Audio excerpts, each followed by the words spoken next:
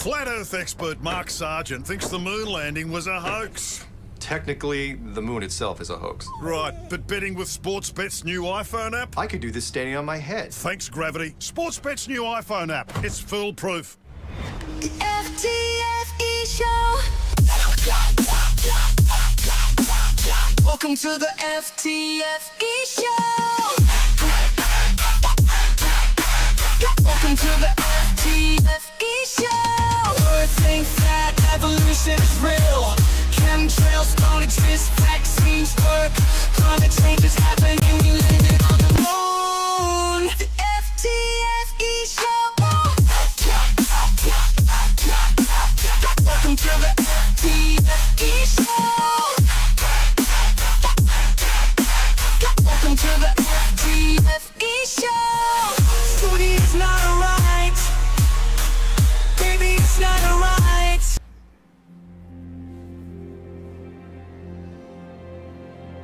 We're living on a disk, floating through space, with a tiny sun.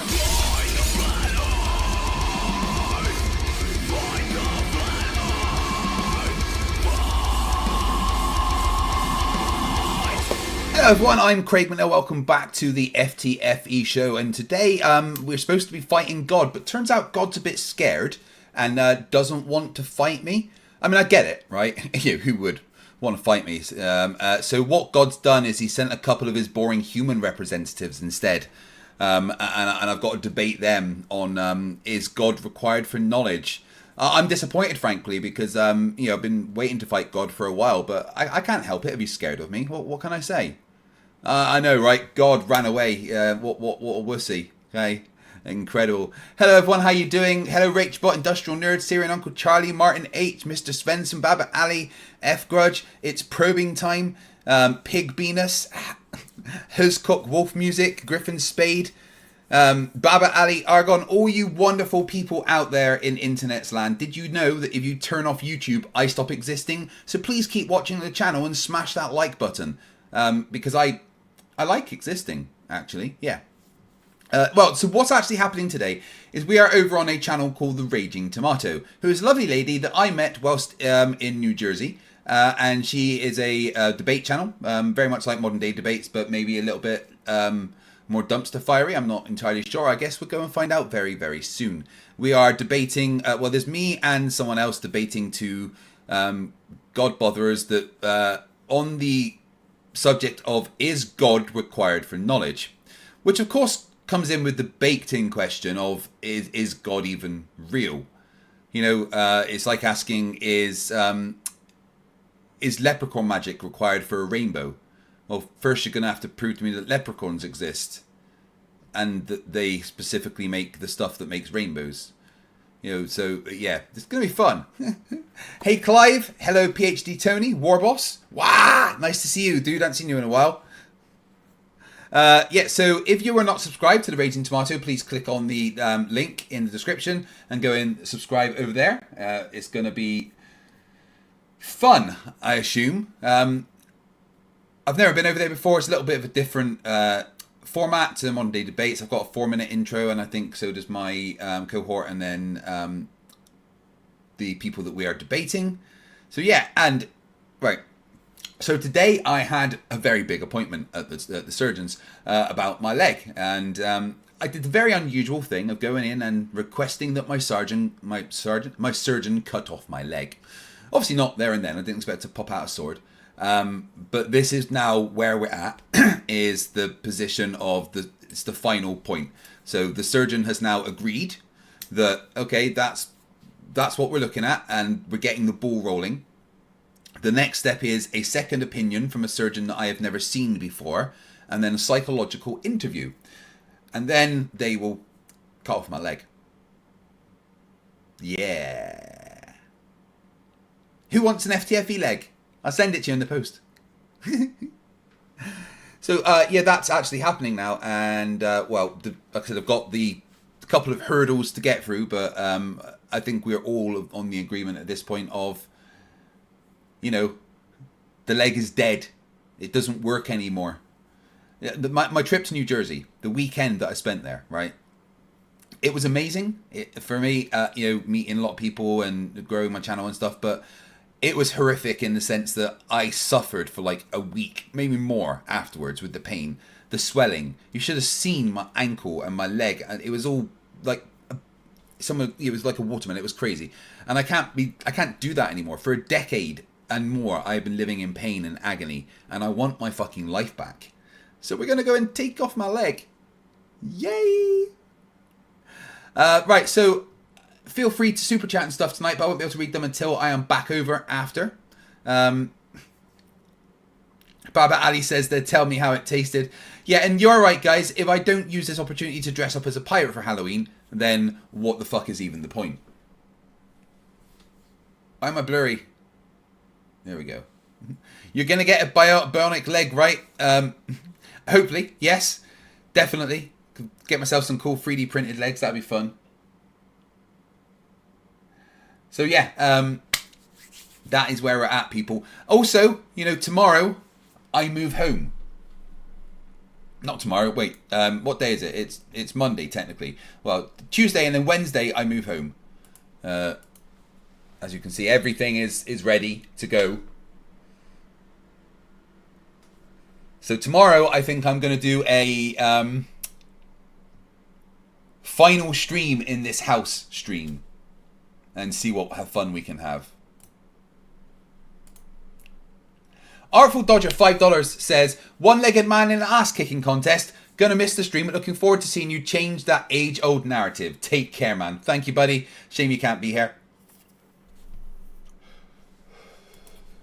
Warboss, my favourite orc from Canada, who's been a member for 2 years, twice around the sun. Heard you Humies found some of the boys in a toe somewhere.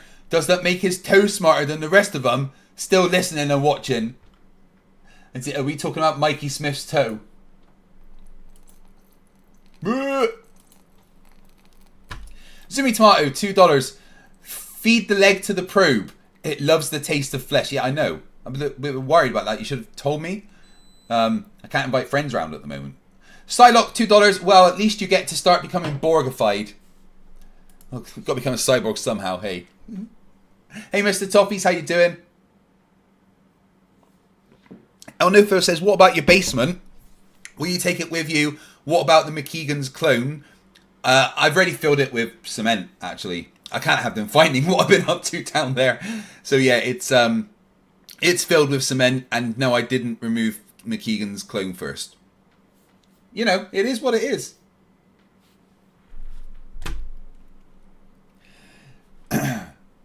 Guys, like I said, feel free to go over and subscribe to the Raging Tomato and say hello to the chat over there. It's going to be a bunch of religious people, probably. Tony Heppel for $10. Love you, Craig. Looking forward to feeling relief from your pain and moving ahead with your life. Breaker. Wait. Yeah, fuck you, dude. Now, one thing the surgeon wanted to make very clear to me is the very real probability that I will get some kind of phantom limb pain. And it, when you look at the figures, it's 65 to 80% of 65 to 90% of amputee people have some form of phantom limb, sensation. But I think it was between 70 and 80% get a phantom limb pain. I can't remember exactly, but yeah, it's something that I have to deal with. But I won't have the leg, which means that I can deal with the things that are psychological. That's the way forward. The Iron Code of Drust for £2 says, leave the leg in the house. Shite bag if you don't. Right. El Nofu says, can't wait for the tutorial video. How to lose the weight of a leg overnight. Come on, guys, let's get as many things to do with Craig's leg super chats as possible that I can read at the end.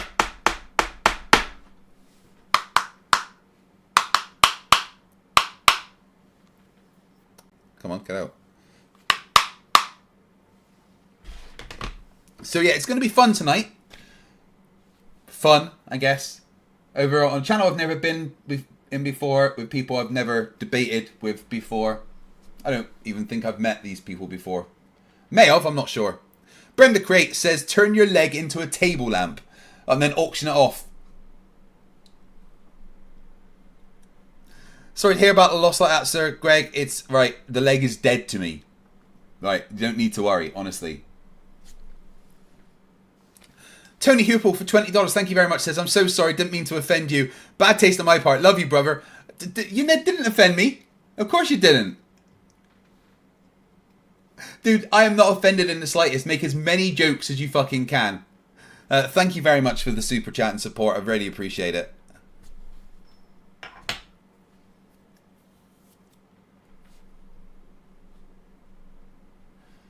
Jiffy Cones, $5. Will your feet pics on your OnlyFans be half off? I see myself out. No, I'm getting my security. Don't think you're getting away with it. Right, let's see what is going on over there.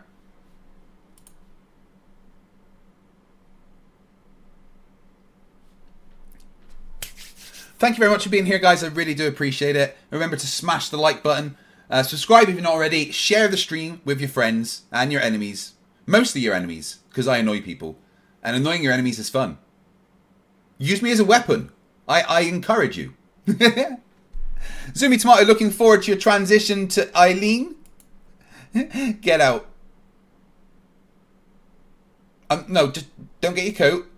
Leave your shoes. Just get out.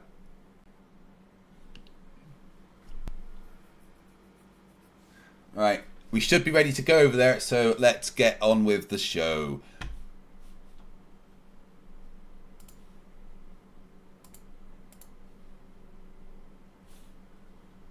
Helped. Hey, Craig. Hello, hello, hello. Hello, sir. Good seeing Sarah you. ran upstairs real quick, and she's coming right back to give us the breakdown for the format. Cool. Where's the other person? He might be backstage now, but he should I think be he here. might be doing his show or something. I'm not sure. Let's see if Is he on? I'm looking right now. Flow State. Let's see. He's probably doing it under Powdered Dusty because Flow State's not monetized. Oh. These ways. Right. Andreas Eldritch, 26, says leg barbecue. Let's see. What is that? Just Powdered Dusty? The Powdered? Yeah, but when I look it up, I can't find it. It's not easily searchable. Let's see. Hey, I'm going to be right back. I'm going to be All right right. back. Just give me a second here. Argent Air member for 24 months says you're going to have lots of spare shoes. You get to use the second shoe of a prosthetic. You realise this, right, guys? Jiffy Cones member for 17 months says just put one foot in front. Yeah, Jiffy, you can leave, dude. All right. Okay. Any more super chats? I will read out at the end as many one-legged jokes as possible, please.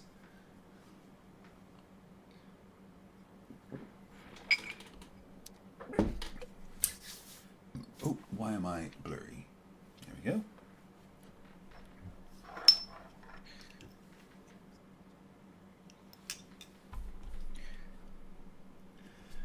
Okay, this should be fun. Yeah, good time. Just waiting for everyone to be here on time. I'm military, so if you're not like 15 minutes early, you're late. I hear that.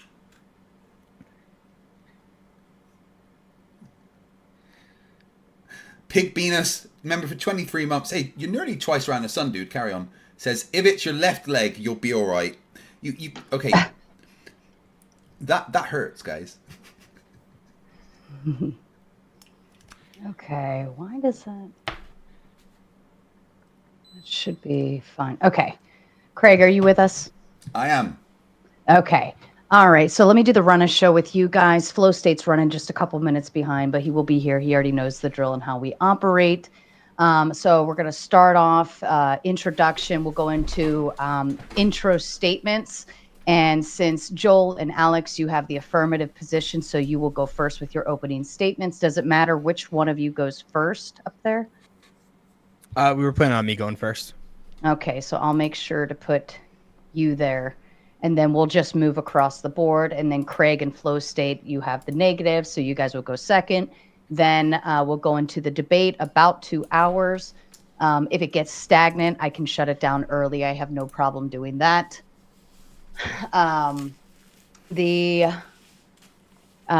When we do closing statements, of course, Craig and Flow State will go first, and then we'll move the other way. We will read and respond to super chats that come in, and then we will go into open panel. You are not obligated to stay for open panel, but usually people want to come on and kind of push back against either direction. Craig, are you planning to stay for open panel? Yeah, as long as I don't get too tired. It's already 1 o'clock, but I should be fine. Oh my goodness. Oh, that's right. I forgot. You're like across the pond. You got the different hours there. Oh my goodness. You're brave. That's fair. So when we go into open panel, I'm very careful with what gets put on screen, who comes on screen. Anybody with a membership on my end has first priority to it anyways. And usually I start with anybody that's cammed up first. But once I drop the StreamYard link publicly, you guys are welcome to drop it on your ends onto your chats, or get it to your people however you want to get it to them. Go into open panel. How I operate in terms of moderation style, I'm very hands off. I try not to intervene too much. You guys know what you're doing. You know how to debate. You're a bunch of grown men, right? The only time I will really intervene will be if there is like you guys are screaming at each other, it gets too loud.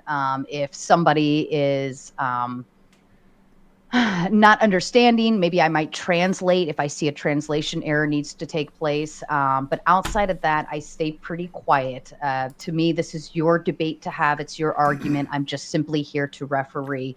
If people start calling each other names, I allow it. That doesn't bother me. But if it gets to the point where that's all you're doing is calling each other names, then I'm going to shut that down, right? I don't mind a little ad hom. I don't mind a little crazy, but let's be mindful we are having a debate. I don't think we're going to have that problem with this group. It's usually some other folks where that gets fine. I'll behave. Craig, you're like the least of my worries. You're so fun.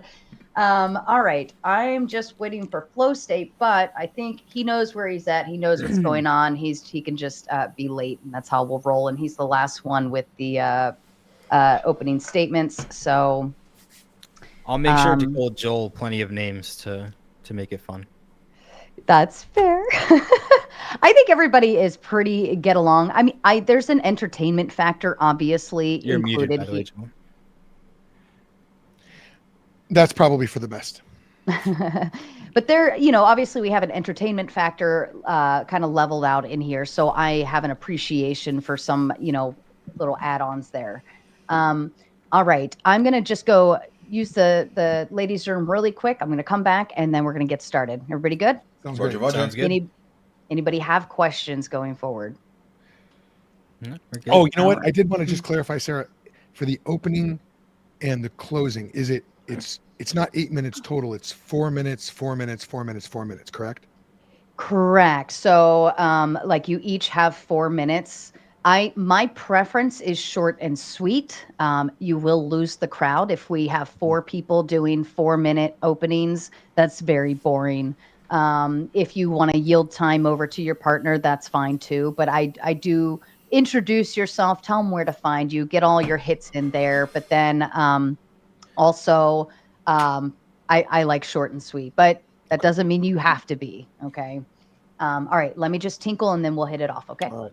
Cool. Hi, Flo. Yeah, what do you want us to call you during the debate? Is it you like Powder Dusty, Flow State? What do you like? Sir. Any of them work. Whatever's more comfortable for you. I just know you as Flow State, so it's like, most people know me as Flow State. I'm moving shit over the Powder Dusty for money reasons. My name is Taylor. So honestly, whatever comes most naturally to you. Most people do know me as Flow or Flow State. Well, I've never met you, so hey, Taylor. Nice to meet you. I'm Craig. Yeah, nice to meet you, man. And Joel, nice to meet you guys. I'm Joel. Nice to meet you. Sorry for being late. I would make a big excuse, but it's really baked into my personality a little bit. It's all right. Never complain, never explain. See, I'm always the opposite. Being ex-military, if I'm not 15 minutes early, then I'm fucking late. Flo knows how to get under my skin by being late, right, Flo? I did it just to agitate her a little bit. Yeah, he knows. Well, we always run 5 minutes behind because everybody's always late. All right, gentlemen. And she's ex-military too, so you guys. Yeah. On there. So, gentlemen, I'm going to put you all backstage. I'm going to play the intro. It's a couple minutes. When it shows that you're back on stage, that'll give you a heads up that you have about 30 seconds before the intro video is done. Any final questions? All right. How long is the intermediate debate going to go in between opening and closing? It's 9:15 when we start. It's usually 11:15 by the time I shut it down. If you guys get stagnant and the conversation's kind of dull and boring, I can shut it down earlier and I can give you guys that option. Okay. Yeah. And we split the super chats 4 ways again, like usual. No, you're such a dick. All right, everybody going backstage.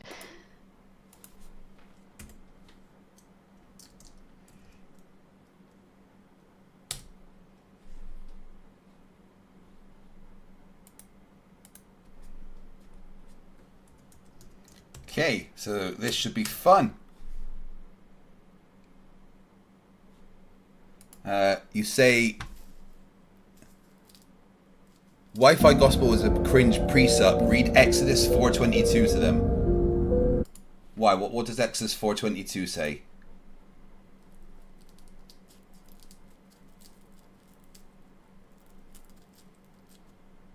Okay, yeah, that's pretty brutal.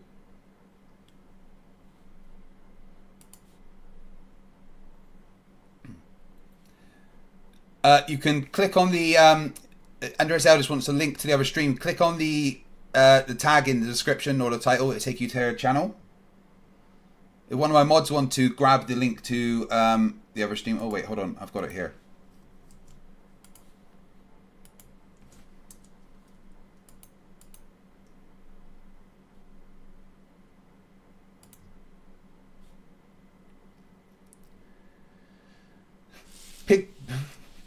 Boston Concerts for $2 says MC Toon tattoo on the leg. Be gone. Thanks for your third super chat on the channel. Jiffy Combs $2. You want me to leave? Fine, I'll leg it. Andreas Eldritch for 56. There's a Swedish saying which translates as dragging your legs behind you when you're walking slower than the rest of your group.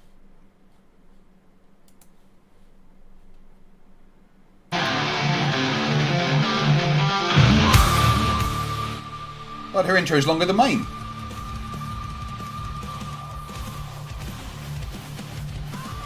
There's a side on battle cruisers.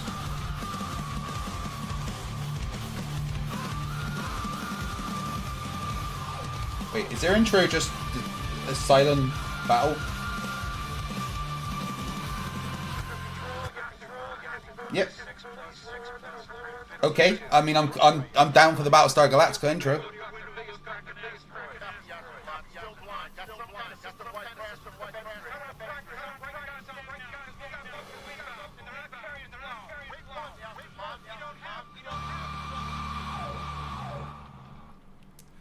Pig Venus says $1.99. After the op, go to the ATM and check your balance. I'm going to punch you.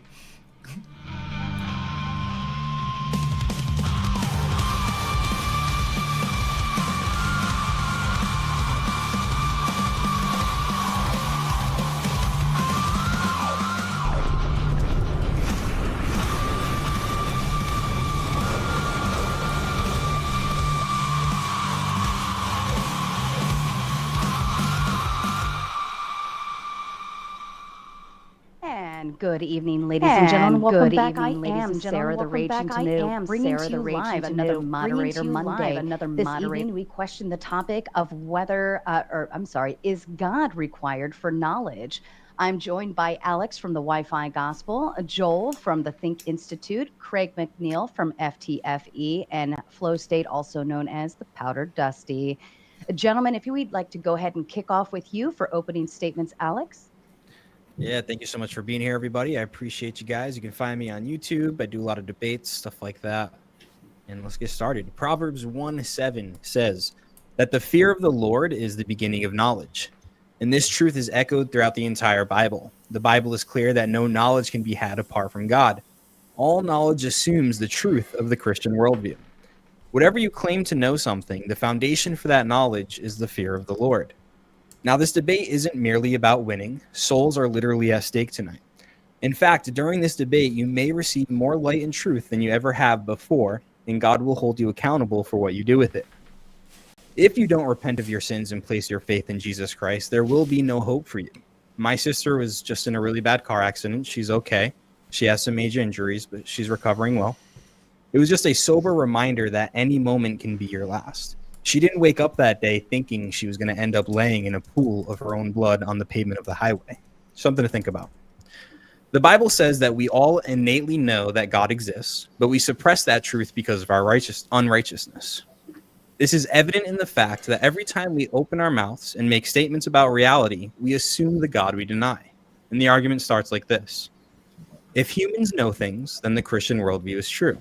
If humans know things, therefore the Christian worldview is true. For tonight's discussion, we'll use the simple philosophical definition of knowledge, justified true belief. The key problem is, how do we know if a belief is true or justified? Imagine I stop at my usual gas station after work. I pay with my card, insert the pump, pull the trigger, let it run for 10 minutes, hang it up, and drive home. Later, when my wife asks me, hey, is the gas tank full? I'll answer, yeah, I just filled it. She goes out to the car. It doesn't start. There's no gas in the tank. It turns out the gas tank had a hole in it, and I didn't notice, and it leaked all over the street on the way home. In this case, I merely had a false belief that my gas tank was full, not knowledge, because it wasn't actually true that my tank was full. Now, what if my gas tank didn't have a hole in it, but I was 70 years old and had dementia? I stop at the gas station, put the pump in my gas tank, and pull the trigger. The gas dispenses, and I fill my tank. My wife asks me, hey, is the gas tank full? And I answer, yes, of course, I just filled it. She goes out, she starts the car, and the tank is indeed full. The issue is I have dementia, and it wasn't me that filled my tank. It was one of my children who loves to help me out, and I just remembered wrong because I have dementia. It's true that my tank is full, but my justification was no justification at all. I had a true belief, but not knowledge. This illustrates why knowledge must be infallibly true and undoubtedly justified. The only alternative is fallibilism, which claims that knowledge doesn't require a justification value of 100%. The problem with this is that any level under 100% is completely arbitrary. There's no principled reason why it should be 99 or 51%. So it follows that if it's arbitrary, I can use whatever level I want, including less than 1%. And if fallibilism is true, my belief in God could be less than 1% probable, and it must be considered knowledge. Lastly, if the only way to know something is to know it infallibly, then it may seem that God can only know things. Well, not really. Is it possible that God could reveal things to us such that we can know them infallibly? The eternal, holy creator and sustainer of all things. That God can most definitely reveal things to us such that we can know them. In fact, this is the only way we can know things. Without general and special revelation from God, we cannot know anything, and that's what we will demonstrate in this debate. Thank you. And Joel, to you. All right, my name is Joel Sedekase. I'm the founder of and president of the Think Institute. We're a Christian teaching and outreach organization aimed at helping regular believers to articulate, share, and defend the truth of the Christian worldview. Let's talk about knowledge. When it comes to knowledge, there are two possible levels. The first level, the primary level, consists of certain necessary beliefs. These cannot be false. For an infallibilist, someone who says that belief must be certain to be justified, these are the only kinds of beliefs that actually count as knowledge. But then there's the level 2 beliefs. These are the uncertain beliefs. They're contingent. They may be false, but given the fallibilist view of knowledge, they can count as knowledge. Level 2 beliefs are warranted when they are produced by truth-seeking faculties functioning according to their design and seeking truth in a favorable environment. Now, atheism undercuts knowledge at both levels. Any attempted certainty without God leads to an infinite regress of justification. I know A because of B, I know B because of C, ad infinitum. This leads to radical uncertainty about literally every belief. Without certainty, there can be no infallible, certain beliefs. But level 2 beliefs are also undermined. Without God, there's no warrant for trusting our faculties or the intelligibility of our environment. Now, God, on the other hand, does ground knowledge. First, God is the necessary precondition for level 1 beliefs. For example, laws of logic, which are certain. They are immaterial, absolute, objective, universal, and one and many. God has all these attributes. And so God grounds logic, mathematical principles, moral absolutes, and obligations. God is necessary for these certain, justified, true beliefs.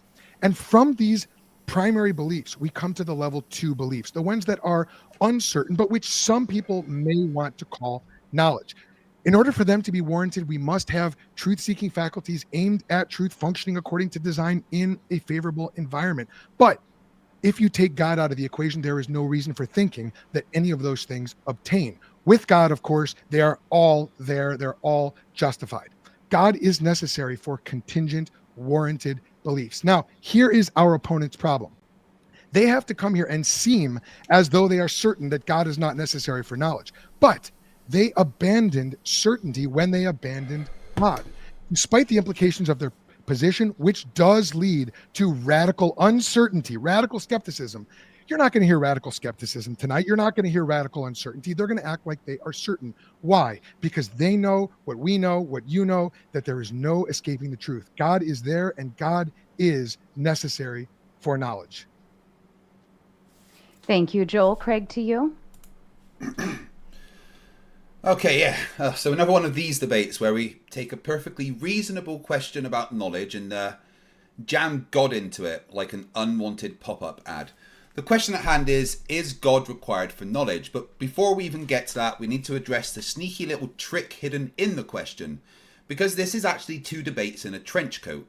The first part asks about knowledge, but lurking right underneath is, does God even exist? Because if God doesn't exist, then asking if he's required for knowledge is like asking if unicorn tears are required for hydration. The answer isn't just no, it's what the hell are you even talking about? Let's be clear, nobody has ever proven the existence of God. Not once, ever. The best we've gotten are philosophical word games, ancient texts that contradict themselves, and the occasional just look at the trees argument.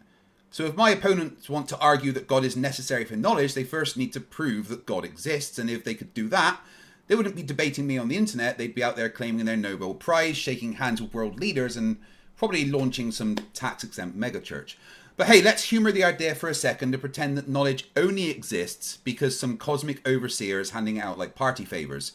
That would be a bit weird though, wouldn't it? Because atheists, agnostics and skeptics all still manage to know things. Scientists make discoveries, doctors save lives, engineers build bridges, all without requiring a single divine permission slip.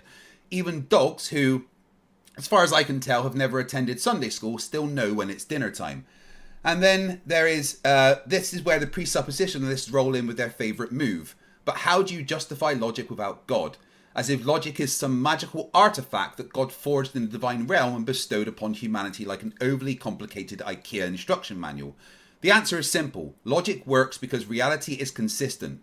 We use it because it gets results. We don't need a celestial babysitter to explain why fire burns hot, why objects fall, or why touching an electric fence with your tongue is a bad idea. So let's recap. In order to prove that God is required for knowledge, my opponents first have to prove that God exists, then they have to prove that knowledge specifically comes from him and not from our own ability to observe, test and reason. That is a big ask, and given that the thousands of years of religious philosophy still hasn't pulled it off, I'm not exactly holding my breath. But hey, maybe tonight's the night, or my opponent cracks the case. Maybe they've got the one argument that will change history forever, or maybe they just repeat some warmed over, already debunked nonsense and call it a day. Let's find out. Thank you so much, Craig. Flo, to you.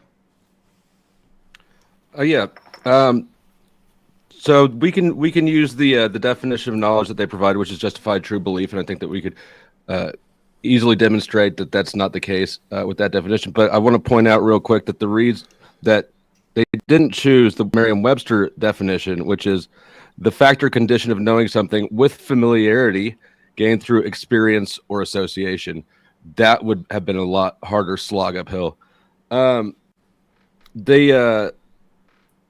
philosophical claim that, the claim that we need God to have knowledge that I heard from Joel a minute ago is basically the claim that without God, you have uncertainty.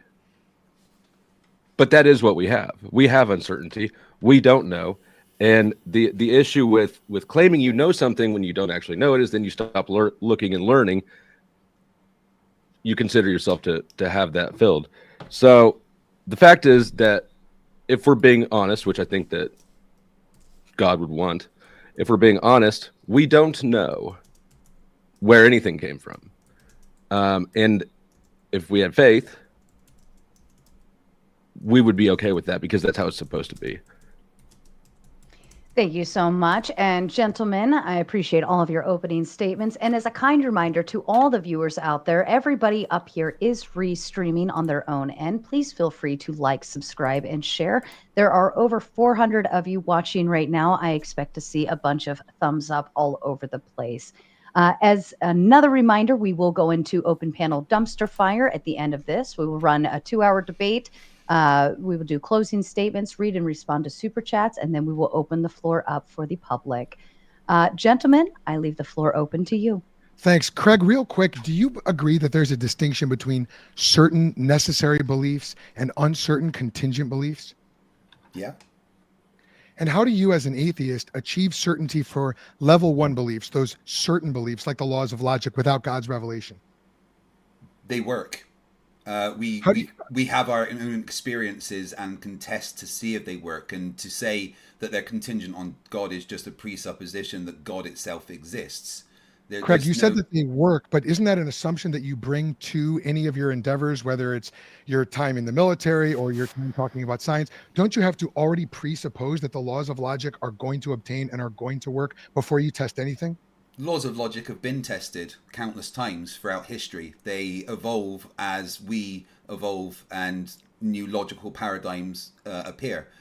Craig, did you say the laws of logic evolve?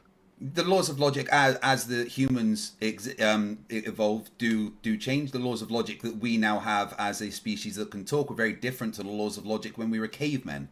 To say that what do the laws of logic used to be? Well, we would have laws of logical decisions that are we derive from different things than cavemen would. The laws of logic. What are those laws of logic? Yeah, you know, if you ask me a question, you do need to give me the chance to respond. So once again, this all comes down to the presupposition that there is a God for logic to be a thing. We know that logic works because we can test it, we can observe reality, and we can apply logic to situations and see if they work. If they don't, we can find a better logical way to go around it. And the laws of logic are linguistic features. What did they used to be? Flow State, do you agree with your partner that the laws of logic have evolved since we were cavemen? I don't think that the laws of logic evolved, but I think that they are a human development because they come with language. They define themselves. Can you name the 3 laws of logic, one of you, real quick? Identity, excluded middle. I don't remember the third one, but they are all linguistic. And what's the third one? They have changed. What is the third one? Non-contradiction, excluded middle, and identity. Okay, yeah. Okay, so all of those, no, they haven't changed, but they could have evolved. I mean, they were developed as a way of understanding the world, but all they're doing really is referring to their linguistic origin. Okay, I can't be a dog and be a cat at the same time because, as defined, dog is not a cat. Okay, so what you're saying, so that was a great example of the second law of logic, which is the law of non-contradiction. Your partner has said that the laws of logic have evolved over time, that they weren't the same when we were cavemen. I mean, I don't believe that, and I don't know. I don't know that that's going to be the toehold that you really want it to be. In the sense of, like my partner said, in the sense of it's a linguistic feature, and as cavemen we didn't have the linguistic abilities that we do now. So we couldn't perceive the laws of logic in the way that we can now as a sentient species. I see. So the laws of logic. I apologize for interrupting you. So the laws of logic haven't changed. Just our ability to articulate them has changed over time. Is that correct? I suppose you could say that how we perceive the world around us, which gives us our ability to derive logical assumptions. I see. So that's really immaterial as to whether or not the laws of logic exist today. Is that correct? They're there whether we perceive them or not. Did God create the laws of logic, or is he? Do they predate him? They are. That's a great question. They're an expression of God's mind. Do you agree that the laws of logic have not changed? You just said something very specific there. Can you demonstrate how they're an expression of God's mind and lead us to the logical assumption that you've just come to? Yes, I did that in my opening statement, didn't I? I said that the laws of logic are immaterial, absolute, objective. They are omnipresent. They are absolute, and they also demonstrate unity and diversity. Except The for the triune Trinity. God of Scripture, one second, the triune God of Scripture has all of those attributes and sufficiently and necessarily grounds the law of logic. And if he is the necessary precondition for logic, then there can't be another one. What I heard in your opening statement, on the other hand, Craig, was that we don't need to ask why the fire burns. We don't need to ask why logic works. It just works. Well, if we're here to just talk about, this is just the way the world works, we don't need to really go any deeper. Then why are we even debating? Sorry to interrupt you there, but no, that's not what I said. I didn't say we don't need to ask why. In fact, I specifically said that we ask why, and then we get that answer without having to refer to a deity. We find out why the fire is hot by experimenting with the world. We find out why licking an electric fence is a bad idea by the experiences that have come beforehand. Knowledge is something that we gain through experience, and that experience can exist whether there's a deity or not. I see. And so the laws of logic are something that we gain through a posteriori experience. Is that correct? You don't believe that they're something that we know a priori?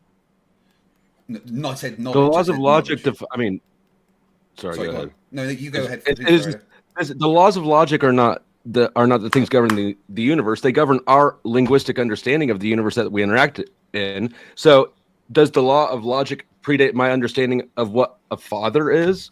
Well, I don't know. It comes baked into me understanding the definition of a father and how this definition excludes father from being its own son. If I understand what the word means. You guys said that the laws of logic are a linguistic feature. Does that mean they existed before humans could experience them? No one would have known. Did they did they exist though? Well, if it's a linguistic feature, it didn't exist before language. Yeah. Okay, so before to be humans were logically consistent, we have to be able to understand what has happened. So to be able to understand what the laws of logic are, we would have had to have linguistic abilities. So the laws of logic themselves couldn't have existed before our ability to perceive them as laws of logic. Perfect. And that's the debate. If the laws of logic could not have existed before humans were here, then the earth could have existed and not existed at the same time, right? In the same way? No. I don't know how you reached that at all. We know the Earth existed because of science and experimenting and testing and observations. That is. So then the laws of logic. Hold on. No, that's different to if humans existed and were able to perceive the laws of logic. You're trying to shoehorn the laws of logic into our ability now to test what happened in the past, and those aren't the same things. Mm-hmm. Would you say that our ability to perceive the laws of logic and the laws of logic themselves are different? Yes. No, I don't think. Well, I mean, maybe.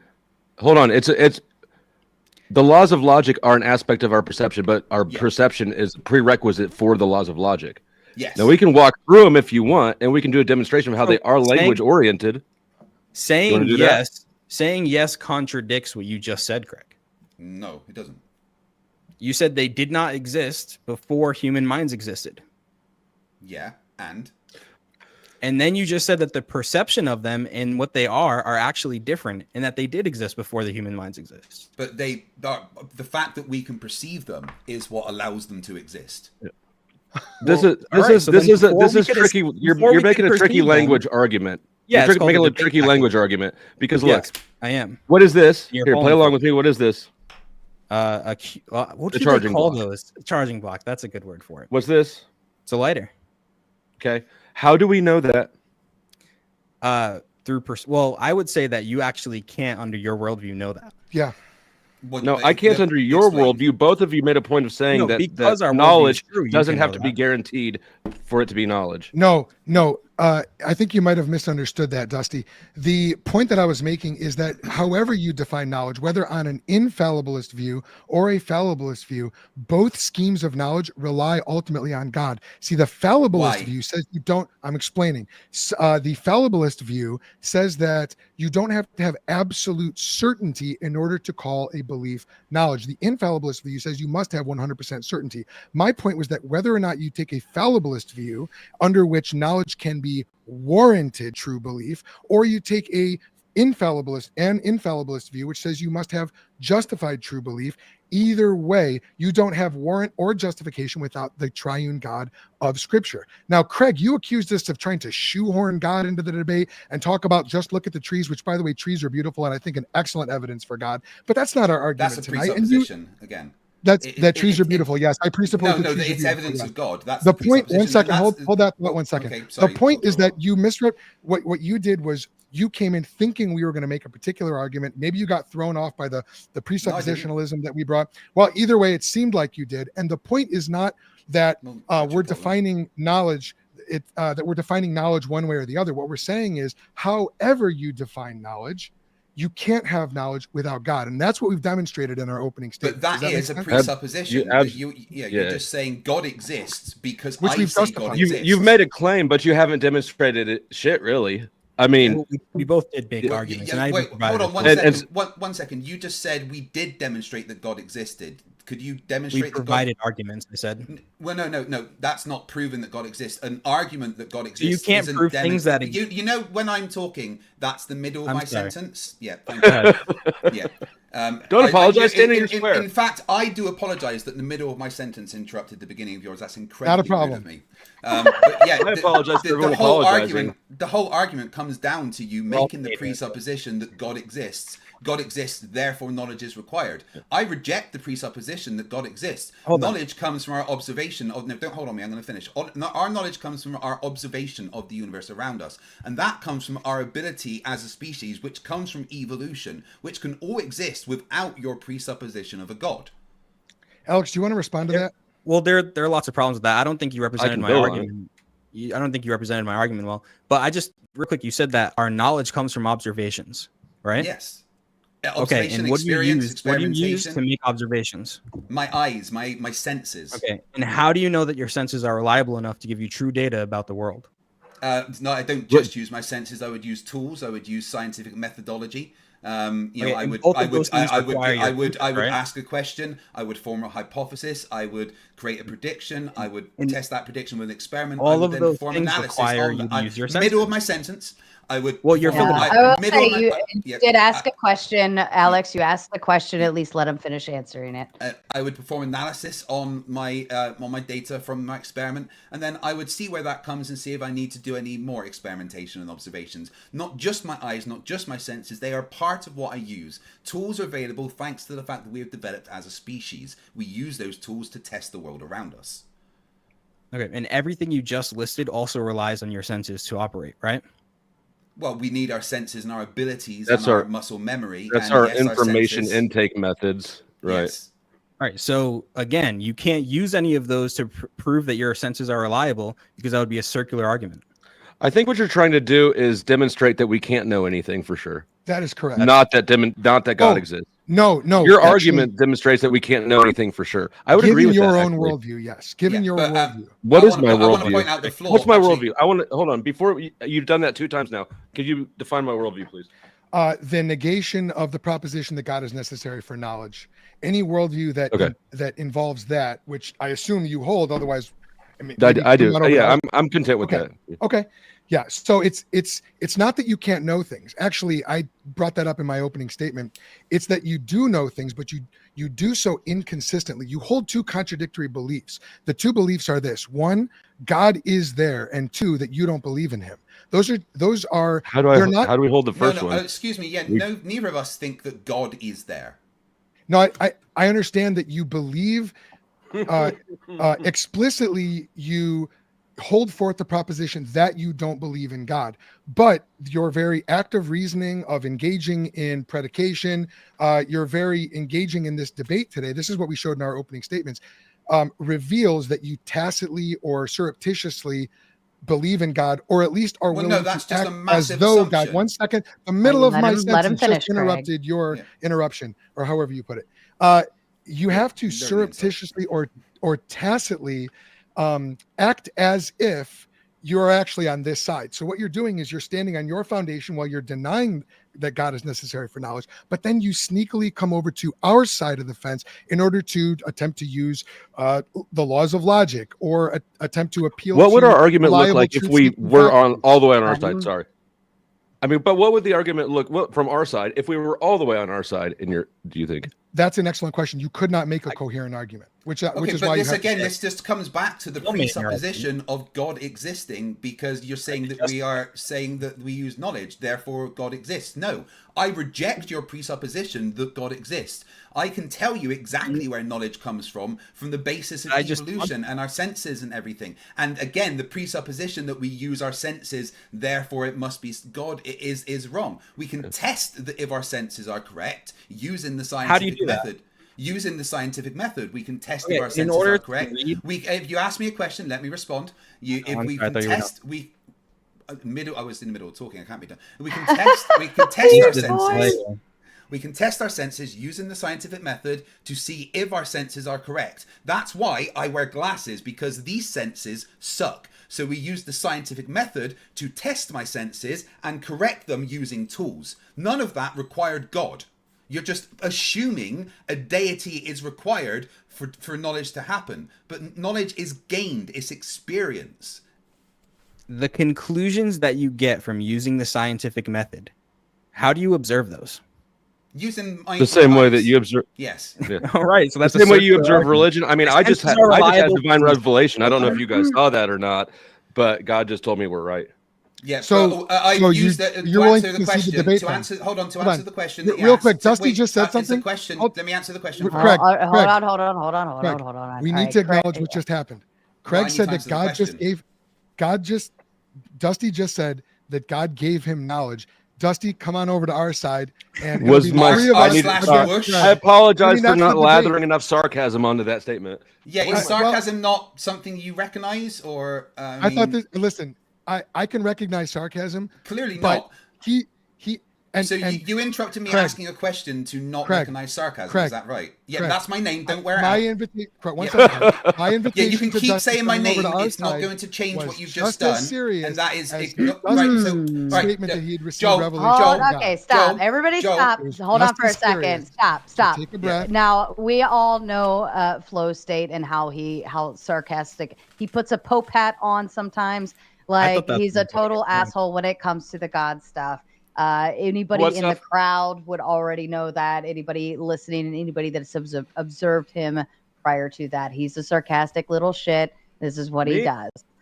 There you go. So yes, he spent a whole day talking about how God revealed it to him. Oh, so your worship, it's an honor to have you on my side. Thank you.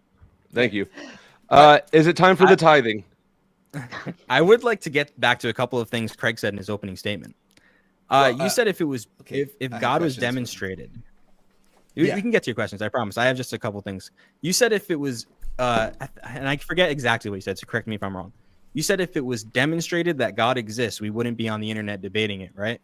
Yeah. No. If God came down and was here and did some miracles and proved that he was real, you and I would not be on the internet debating whether God existed. You would be collecting your Nobel Prize.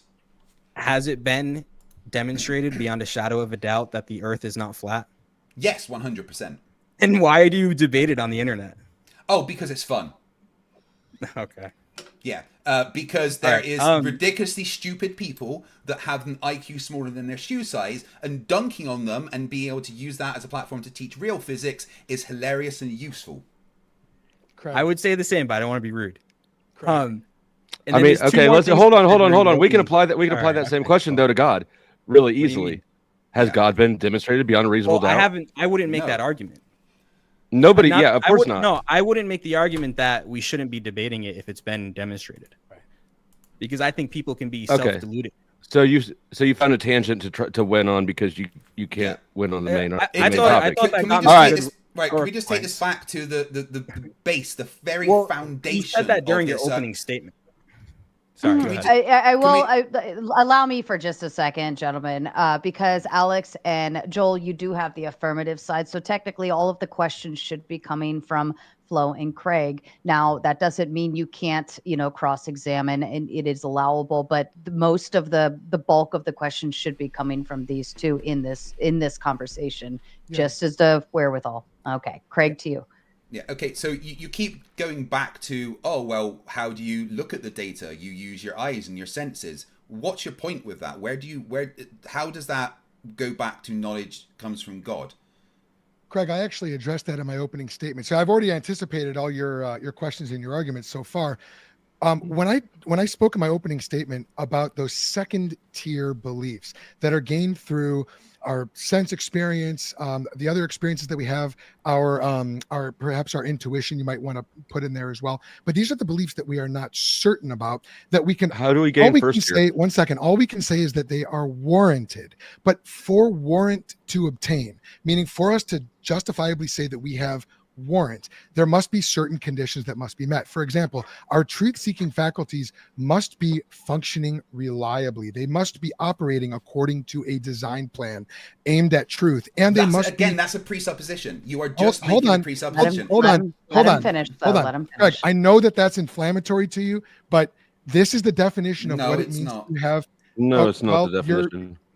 This is the definition of what it means to have warrants. If you want to come up with another one, that's okay. But I will. Well, how finish do you the get your definition, first and level then you knowledge? can That would be my rebut it. question. So you You're have saying to that so the truth-seeking faculties, including our sense experience, must be reliable, must be functioning according to design in a propitious or a favorable environment. Now, if you want to say, oh, sure, the design is evolutionary, it's unguided, it's time and chance acting on matter over millions and billions of years, we'll There we still go, count that as a design plan. The point I is, agree, we can't know anything for sure.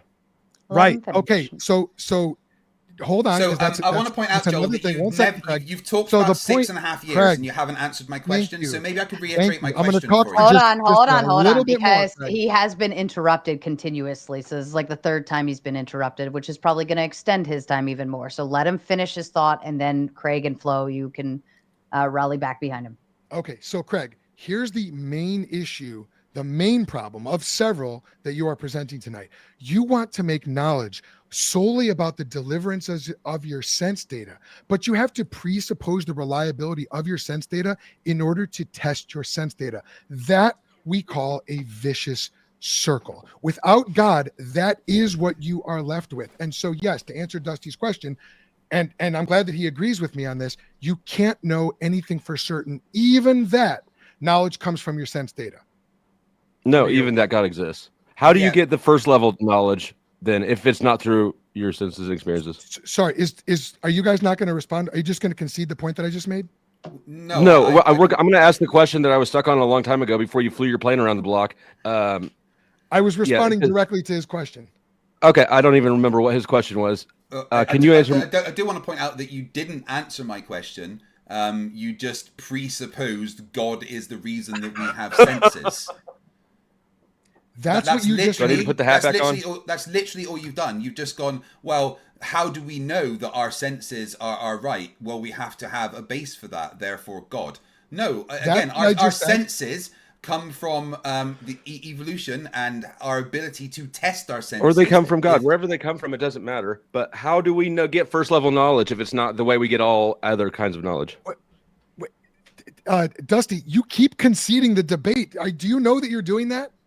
You just said, or they come from God. Can you That's answer the weird. question instead of like do the theatrics? Like I'm not There's going to no fall. theatrics Nobody's here. falling for This it. is a debate, Dusty. You're supposed to come trying. I understand that. supposed to try I to understand prove that. And what I'm your asking you is, how do you get the first level knowledge?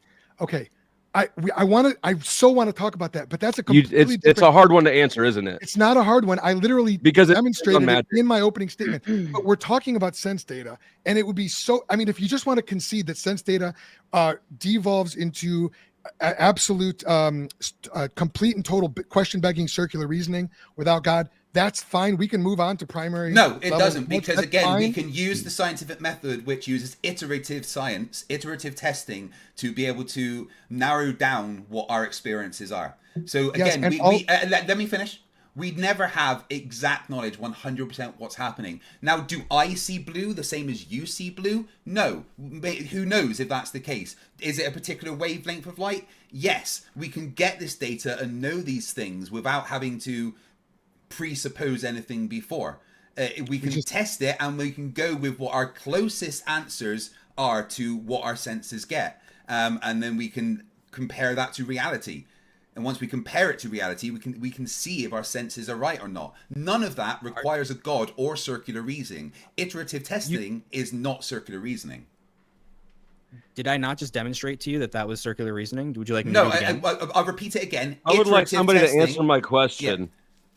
Yeah, definitely answer his question. What Just What is the remember, answer to my iterative question? How do you testing get level is 1 knowledge? I'm not conceding level 2 knowledge. I will say that what you're making a case for is that we can't know anything for sure, and that is correct.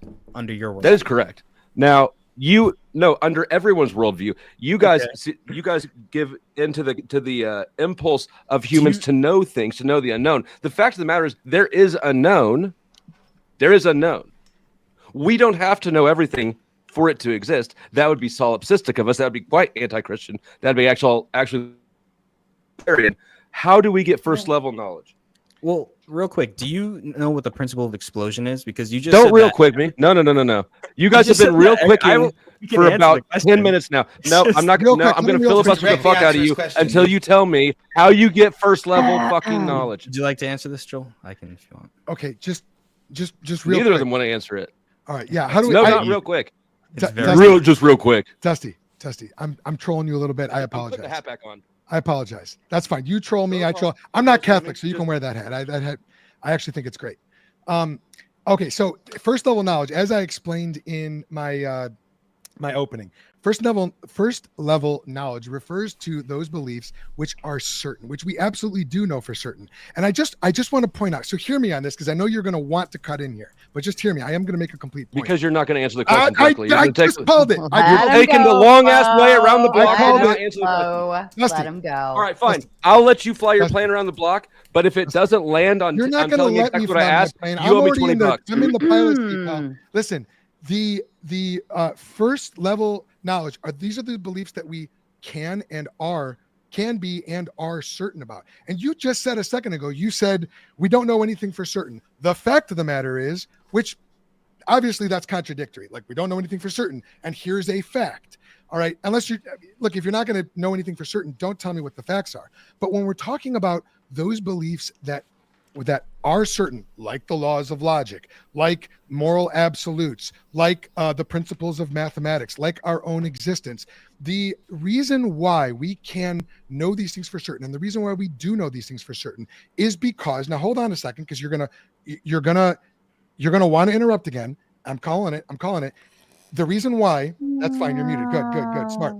The reason why is because, this is an internal critique of Christianity now, is because God reveals those things to us such that we can be certain. And if you want to know how he does it in two ways: by his works Magic. and by his word. Look, Craig, we're not going to get anywhere if you keep doing that. And I'm surprised you haven't said Sky Daddy, by the way. Good on you for not saying Sky Daddy. You're a grown man. But I mean, look, it is ridiculous you believe in a sky daddy. This Bible, so, you know. there it is. You Hold on. fell right let, into let it, him, Craig. let him get the whole thing out so that then he can stop. We're going to land the obfuscating. plane. We're going to Joel, land. I'm packing my parachute up. Land that plane quickly. Fine. Okay, I will do it. I'll say it very simply. God reveals these things to us such that we can be certain in two ways. One, by his works, which includes us, the internal testimony of our conscience and our reasoning, and by this book right here. This is called the Bible. In this Bible, God gives us a certain worldview, which includes a metaphysical and epistemological scheme with God at the foundation of it, by which we can and do know things for certain. You know things for certain. We know things for certain. We just acknowledge that God is necessary for that certain knowledge.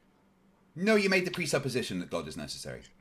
That's what Yes, The exactly. impossibility of the contrary, because as we can see, both of you just conceded the debate by saying we cannot know anything for certain. No, that's That not. is That's, itself a no, it's contradiction. not. That's Not a not a concession of the debate. That is Yes, how it is. Yes, science it is. works. Science. Okay, so if you can't know No, anything for certain, can you know that for certain? I was talking science. Oh, okay. I see. won't What you answer that see, question. this is No, what it's happens when called- you define it's called reality as a contradiction. linguistic function. You think reality is a linguistic function, and so that's why you think that this is I a know gotcha. you guys don't So, think the okay, laws of contradiction I existed see the before humans linguistic did, trick you did but because they apply to us. your whole world is linguistic. But I Yours mean, is. I guess You it caught said me a little off guard because I thought Christians wanted to know the truth. I didn't think said that you're they a were broken trying to depend on gimmicks to demonstrate. Yeah. I guess you guys No, must you not see- believe in God. Listen, you. Oh, All right, okay, listen, you right. guys Let don't me ask. understand what the Hold on. Let me principle ask a of question. Let me explosion ask a is. very simple question. Let me ask a very simple question. How do we know our senses work? God reveals it to us such that we can reasonably, most oftentimes, rely on our senses. And if No, you really no, want to no, know why, no. hold on. It's because Genesis 1:27. Okay, no. We know our senses work because we can test them. I.e., if I see a car coming, I move out of the way and I don't get hit. That's how I know my senses work, because I can reliably How do you know test you didn't them get hit? Excuse me? How do you know you didn't get hit? Because I studied physics, and I can, if I know the position and direction and velocity of any particle at any time, I can predict the future with it. So I knew for a fact that if I didn't get out of the way, I would have been hit. Sure. I would have got hit. So I can test my senses by not getting hit, by moving out the way as my senses told me to. How do you know that your sense data is reliable? Because I didn't get hit by the car. It's a circle. Just keep running the circle. How do you know that the Bible's reliable? How do you know the Bible's reliable? Possibility of the contrary. I gave a syllogism in my opening statement that was modus ponens, and if you want to call modus ponens circular, you can. That's fine, but you'd be wrong. And once again, I want to point out that. Hold on, no, I must have missed. I must have missed it. Let me have it. I must have missed where you explained how it's impossible for the Bible not to be real. Could you retouch that point? Yeah, without jargon. It's been demonstrated right in this debate. Because if you deny that the Bible is reliable or true, then you wouldn't be able to know anything. And neither of you have given us any epistemological foundation. Yeah, that's fine. And you give us circular arguments on what you know to be true. But you don't know anything. You don't know if the Bible's true. You can claim that you do all you want. I need to clarify one thing. Science and iterative testing is not circular. You're making the argument that is affirming the consequent. It is not. Science, when you do iterative testing, observation, repeated testing, it is not circular.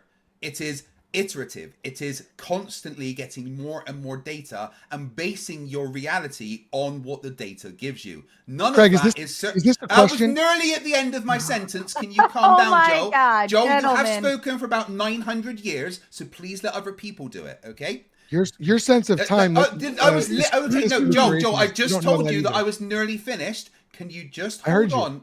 Can you just hold on? And when I heard you, talking, and I chose when I have finished talking, all right, Joe, gentlemen, all of you. I will say, all of you are interrupting each other. It has been pretty fair across the board of everybody interrupting each other.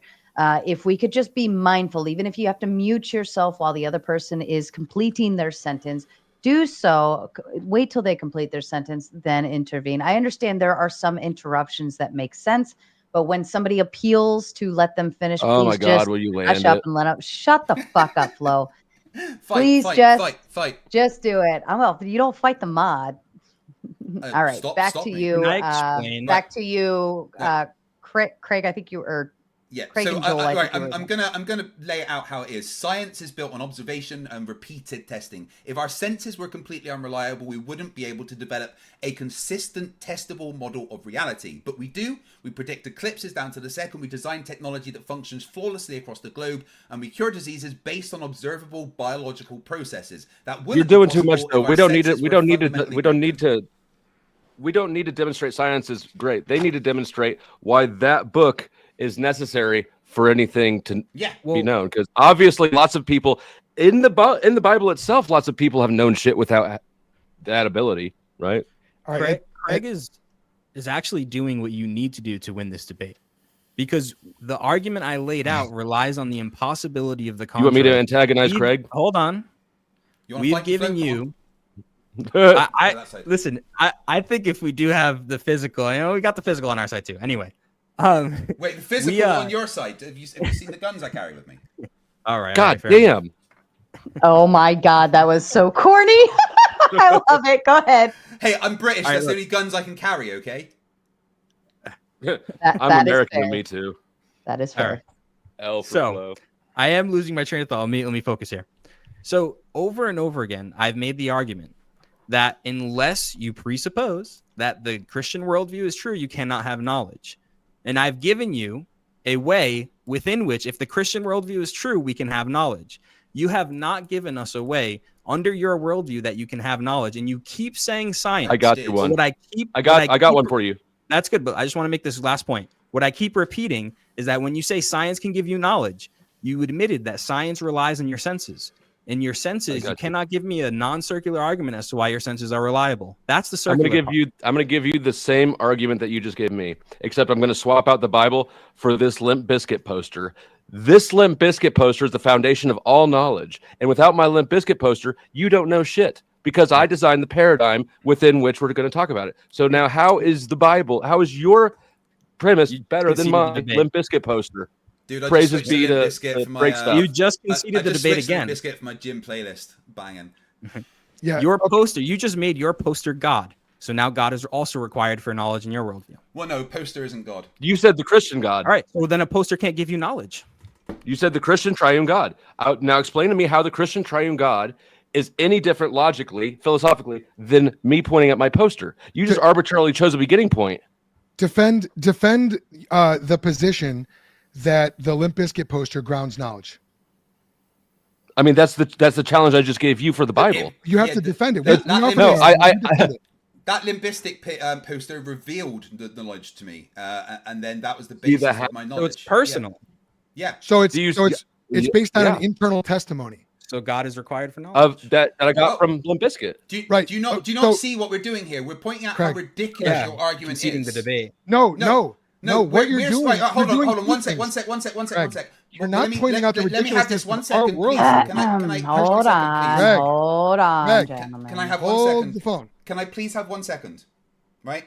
Yes, you may. Right. What Flo is doing, and what you're falling straight into, is showing how ridiculous your argument is by saying, well, that poster could be the thing that gives us all the knowledge, just as easily as God could be the thing that gives us all the knowledge. There's no way to prove that that poster or God is the thing that gives us the knowledge. You need to point out how God is the thing that gives us the knowledge, rather than just saying that God is the thing that gives us the knowledge. We can say just as easily that poster gave us revelations and revealed to us what our abilities and knowledge are, just as you say God did. And it's just as ridiculous. I know you have something to say, Joel. I'm sorry. Real quick. I love that. Could a God who does not reveal to us anything that we can know for certain give us knowledge that we could know for certain? Could a God who doesn't... Right, say that again. Could a God who does not reveal anything to us for certain give us knowledge that we could have for certain? If he doesn't reveal anything to us, then I suppose not. All right, Within so that's that what we're doing paradigm. with the poster. You're saying that you can replace my argument with any God and anything, and they could give us knowledge. But Sure. I just gave you a scenario where God couldn't. I'm saying the same thing about your made up God. Okay, so this is like, can God make a rock too heavy for himself to lift? Yeah. This is one of those little... Okay. No, it's not. Look, Can he, though? No. Let Joel go. Joel had something to say. no, he can't. Look, Oh, so it's not all powerful. sometimes I got a whole argument on that. If you want to talk about that, that's perfectly fine. I teach that in classes. If you really want shouldn't to, teach children. That's bad. oh, it's bad, but according to what standard, Craig? How do you get your moral not knowledge? go personal. Teaching religion Let's to do children that is out. bad, and I will stand Craig, by that. bad according to what standard, Craig? Oh, Is that what you're according- feeling? according- I would love to run that. Brainwashing and We teaching lies can is get bad. into that. It's Joel, bad I believe you because had something to let's set up- say. Let's set up go another ahead and debate about morality. That would be fun. we can do that. That would be amazing. Look, what you guys are doing is this. And I know that the Limp Bizkit poster is just a silly version of, like, sometimes you'll hear like Harry Potter or a Spider-Man comic book or whatever. Quiet down, please. Limp Bizkit is not silly. Quiet down. So Blasphemer. singing some Limp Quiet down. Bizkit. Quiet down. See, when you do that, it throws me off track. Now I got to take even longer to get the train back on the track. It's a fragile train. It's got to stay on the tracks. Look, this appeal to like some hypothetical God. Look, by the time you've defined that Limp Bizkit poster, first of all, you'd have to make it immaterial, absolute, triune, objective, universal in its applicability, normative. Triune. Yes, triune as well. Why is triune required? Hold that thought. Let that be a follow-up question after I finish my thought, man. You got to wait. All right, get the train back. Let the train go on the tracks. You just when you talk, you say so many absurd things, all and completely. Hold that Hey, thought. Flo, Hold that thought. Flo, everybody Hold shut that up. thought. Flo, I Hold know that your thought. ADHD is kicking Absurd by in. what standard? It's All right? impulsivity. I get it, but let Joel finish and at least conclude. Joel, get to the point. Here's the point. When you try to make that Limp Bizkit or Spider-Man or Harry Potter or anything else, when you try to make that the standard of knowledge, you have to give it all the attributes of the triune God of Scripture. If you don't, then you don't have a parallel argument to what we've been saying, because each and every one of those attributes is necessary, and God has them all. So all you've done is demonstrate your inability to understand the argument, or unwillingness. I think it's unwillingness. And you've demonstrated that literally nothing else can ground knowledge. God, it turns out, is necessary for knowledge. Yeah, you can come and Nice you can say, presupposition. "Oh, it's this." I explained to you how. Man, you gotta Calling it land a the fucking presupposition plane. is You're done. You're calling it filibustering now. calling it a presupposition is not an argument. Well, Yes, it is it's an a argument because presuppositions that don't is win debates. justified, Craig. Yeah, that's No, it's bad not. thinking. It's justified. It's No, a it's not justified. It's a Okay, presupposition. justify it. That's all we've been doing. Because your You're talking justification about- for God being Mr. needed for Flowsters, knowledge. You're talking about science that tests our senses. Which Your we use to argument use the works science for my to test our poster. senses. We're Your talking argument about a does not transcendent work God, for and we're does not proving necessitate God triune by God. the possibility And of we Joel, not. do you ever You stop just talking? keep Joel, doing it. Joel is a filibuster. He just filibustering. To be fair, poor Joel hasn't been able to actually say one full sentence without being interrupted. He does by run on either, sentences, Mom. I Anyone- understand, I but mean, he his hasn't been sentences able go to on finish. forever. Understood, And then- but they and then- become, and but then- then I went and got they a different become clone longer. to take over. It was Plus, amazing. I think he's a cop. Gentlemen, What the fuck, I Dad? can't even finish what I'm saying. Sorry, Sarah. I apologize, Sarah. Thank you. All right, at least be I don't. reasonable because Craig and Flo, you're getting irritated anytime they interrupt you, and I think it's fair to go across the board. If he's filibustering, I will call it out, but I can't call it out Okay. if you guys. How are about still this? How interrupting. about Craig doesn't do the don't interrupt me thing, and we can interrupt them as well. Craig, How deal. about you Listen. articulate what I just said back to me? If you guys just want to go and Why would I articulate what you No. just said back to you? I'm trying to ask you how the how would you say, because the argument that you made to support the existence of God, right? That logic chain can be applied to my poster. It can be applied to this knife. It can be applied to. What did I just say, Dusty? You wanted me to tell you your argument for you. What did I say? What was my argument that I just? Oh, gave I don't you? know. I was yelling at Your, you. your Exactly. argument was there has to be some magical special properties, otherwise it's not a real god. Unbelievable. I reject that. This globe, I now prescribe all of the things that your god has. Every single thing. That's incredible. That's Yeah. look what you're doing. You're first of all, Please you're proving worship my globe. You're literally Worship conceding the debate, globe. Craig. It is No, the creator you of cannot all act like things. us being childish is you winning the debate. They're different things. If we take your But childishness to be fair, we're not seriously, the ones with then we won the imaginary friends, debate. so he's the If we childish shouldn't one. take it seriously, then don't say it. Okay, So anyway, use the let's debate that you've laid out. This is serious because Use the debate that you've laid out so far, That's all I've been doing. and then explain to me why that poster cannot be substituted for the triune God. Before Are you Joel asking me to goes- repeat the argument I just gave you a second ago when you were Yeah, but yelling? more What I'm trying to succinctly. say is why Do it. can't I use my poster? And before Joel does, because Joel has a very concise answer, and it's very, Bullshit. very, very simple. He's said it Joel hasn't multiple been times. concise once. But the question I asked, I think it was Craig, about Craig. a God who could. Craig, really? Craig, yeah, it's not Craig. Oh. C-R-A. Oh, I'm sorry. Yes, We're that's okay. Americans, man. Never Anybody know if else you know can say it that? Right. No, we can't. Craig? All right, Craig. All right, sorry, Right, Craig. there we go. Release the Craig in. The question I asked you about a God who does I know, not reveal retarded. things for certain, being able to reveal things for certain, that God could not be used in our argument, and you conceded that point. I did. No, I didn't. Well, Okay, Craig. but I'm saying that poster. but then you're can saying reveal it though. anything that, can. That poster. For the it same has reason. all- yeah, hold on. That poster has all of the abilities of your god. That's what we're saying. Every single magical special ability that your god possesses, that Limp Bizkit poster also possesses. It has all the same attributes, Absolutely, 100%. Do you like Oh, corn better? so it's immaterial. Yes. Yep. Me too, actually. Okay. The poster is immaterial. Yeah, that's just a manifestation of it. Yeah, but Okay. Jesus was material, and so is the That- Bible. That poster is immaterial. Is that what Yeah, you're It has saying? an essence. Hold on, the essence of my poster is different from the poster itself. That is poster- the poster's son that was sent to die for our sins. The poster, The poster is immaterial. That's what you're saying. Yeah. that's the father part. The poster is immaterial. Yes or Yes. Yes, it has an immaterial aspect and nature. no? Okay. So the poster is immaterial. It's an The idea. poster. Look, Are you stuck? that Can someone poster reset? exists. Do you know- Someone please reboot John. The that poster He's- still exists, right? exists Oh my God. necessarily. Craig. There we go. Craig. Does Yeah. that poster exist necessarily in all possible worlds? Yes, Yes. immaterially and materially. No. And look, it still immaterially still in exists all, though. Craig, does that poster exist in all possible worlds immaterially? Yes under or the no? quantum, under the Copenhagen interpretation of quantum mechanics, it will not exist in all universes. Does that Joe, if I'm in the middle exist? of answering the question, asking the question again It's will a not yes make or me no answer question, it in any... Craig. It's And a I'm yes not or going no to answer a question, yes or Craig. no question, Joel, to get rid of nuance that is required to answer the question properly, Joel. Craig, Joel. it's a yes or no question. And I Does the refuse poster to engage in your exist? yes or no Wi-Fi? question that is loaded, Joel. Craig, Joe. the answer is no. And Joe. if yes, we will continue. Joe, I'm not answering yes or no to a question that has nuance. That's right, you're not. Because you know that it's absurd. Because this word Just picture, like this your God is metaphor absurd. Yes. doesn't work. If That you have to poster is straw God. man, Craig, if you Joe. have, Craig, if Joe. you have to Joe. straw man Joe. somebody's position, Craig, Joe. then you don't Joe. understand it and you haven't Joe, refuted it. are you okay, Joe? Craig, You seem broken. you are keep literally repeating mocking the same thing. yourself. Are when you okay, do that. Joe? Do you Just need so to we're take clear. some time?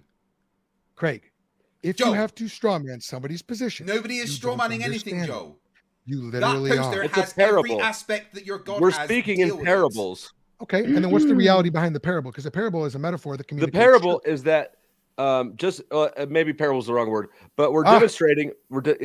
Parable's imperfect. Okay, Yes. you got me on that one. I concede the point. I shouldn't have called it a parable. That's good. But what I'm demonstrating is that just like God exists when we're not there, the poster exists when you can't see it, right? So because it's a concept, it's an idea. The idea, the metaphysical body of the poster still exists. The whole metaphor depends on Thank you you. being That's able what to I was point.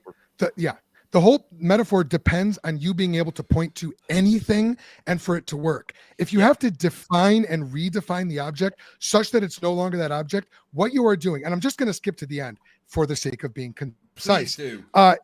If you, please do, listen, Craig. He was just doing the gotta thing, and you had to antagonize him. You really had to do it, Craig.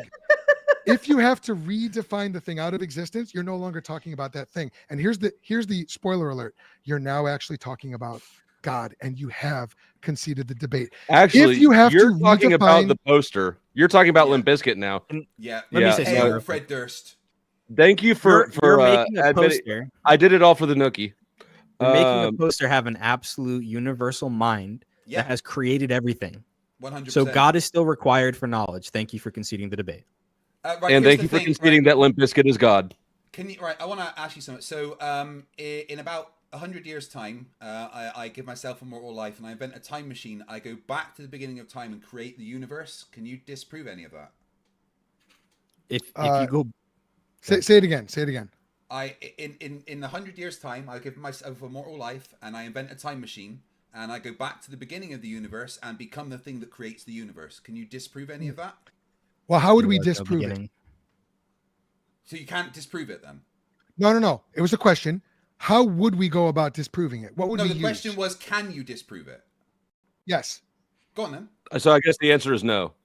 The answer is yes. I'm asking you a very simple question. How would we disprove it? What Yeah, faculties you don't or laws answer. would we You don't have? answer my question. You would have with to a be question. eternal.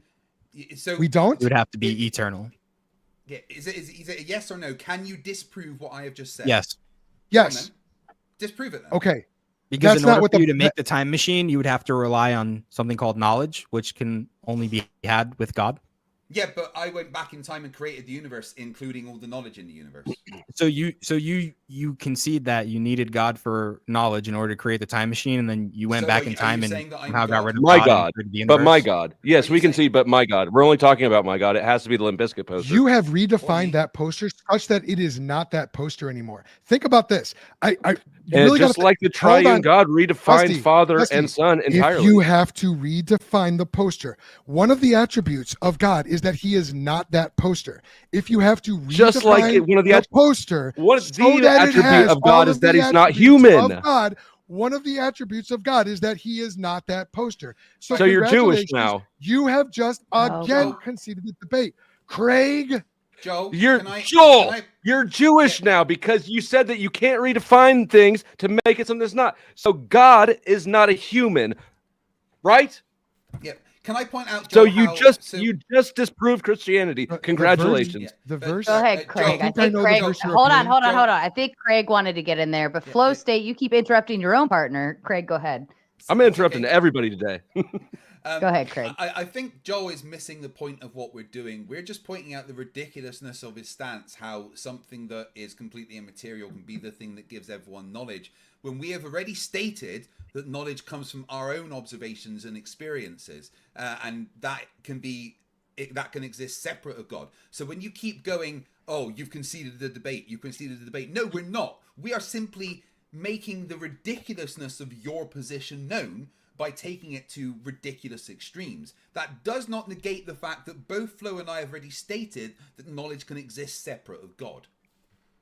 You keep repeating the same circular argument over and over again after You you've been don't know debunked what a multiple circular times. argument is, because iterative Okay. testing is not circular.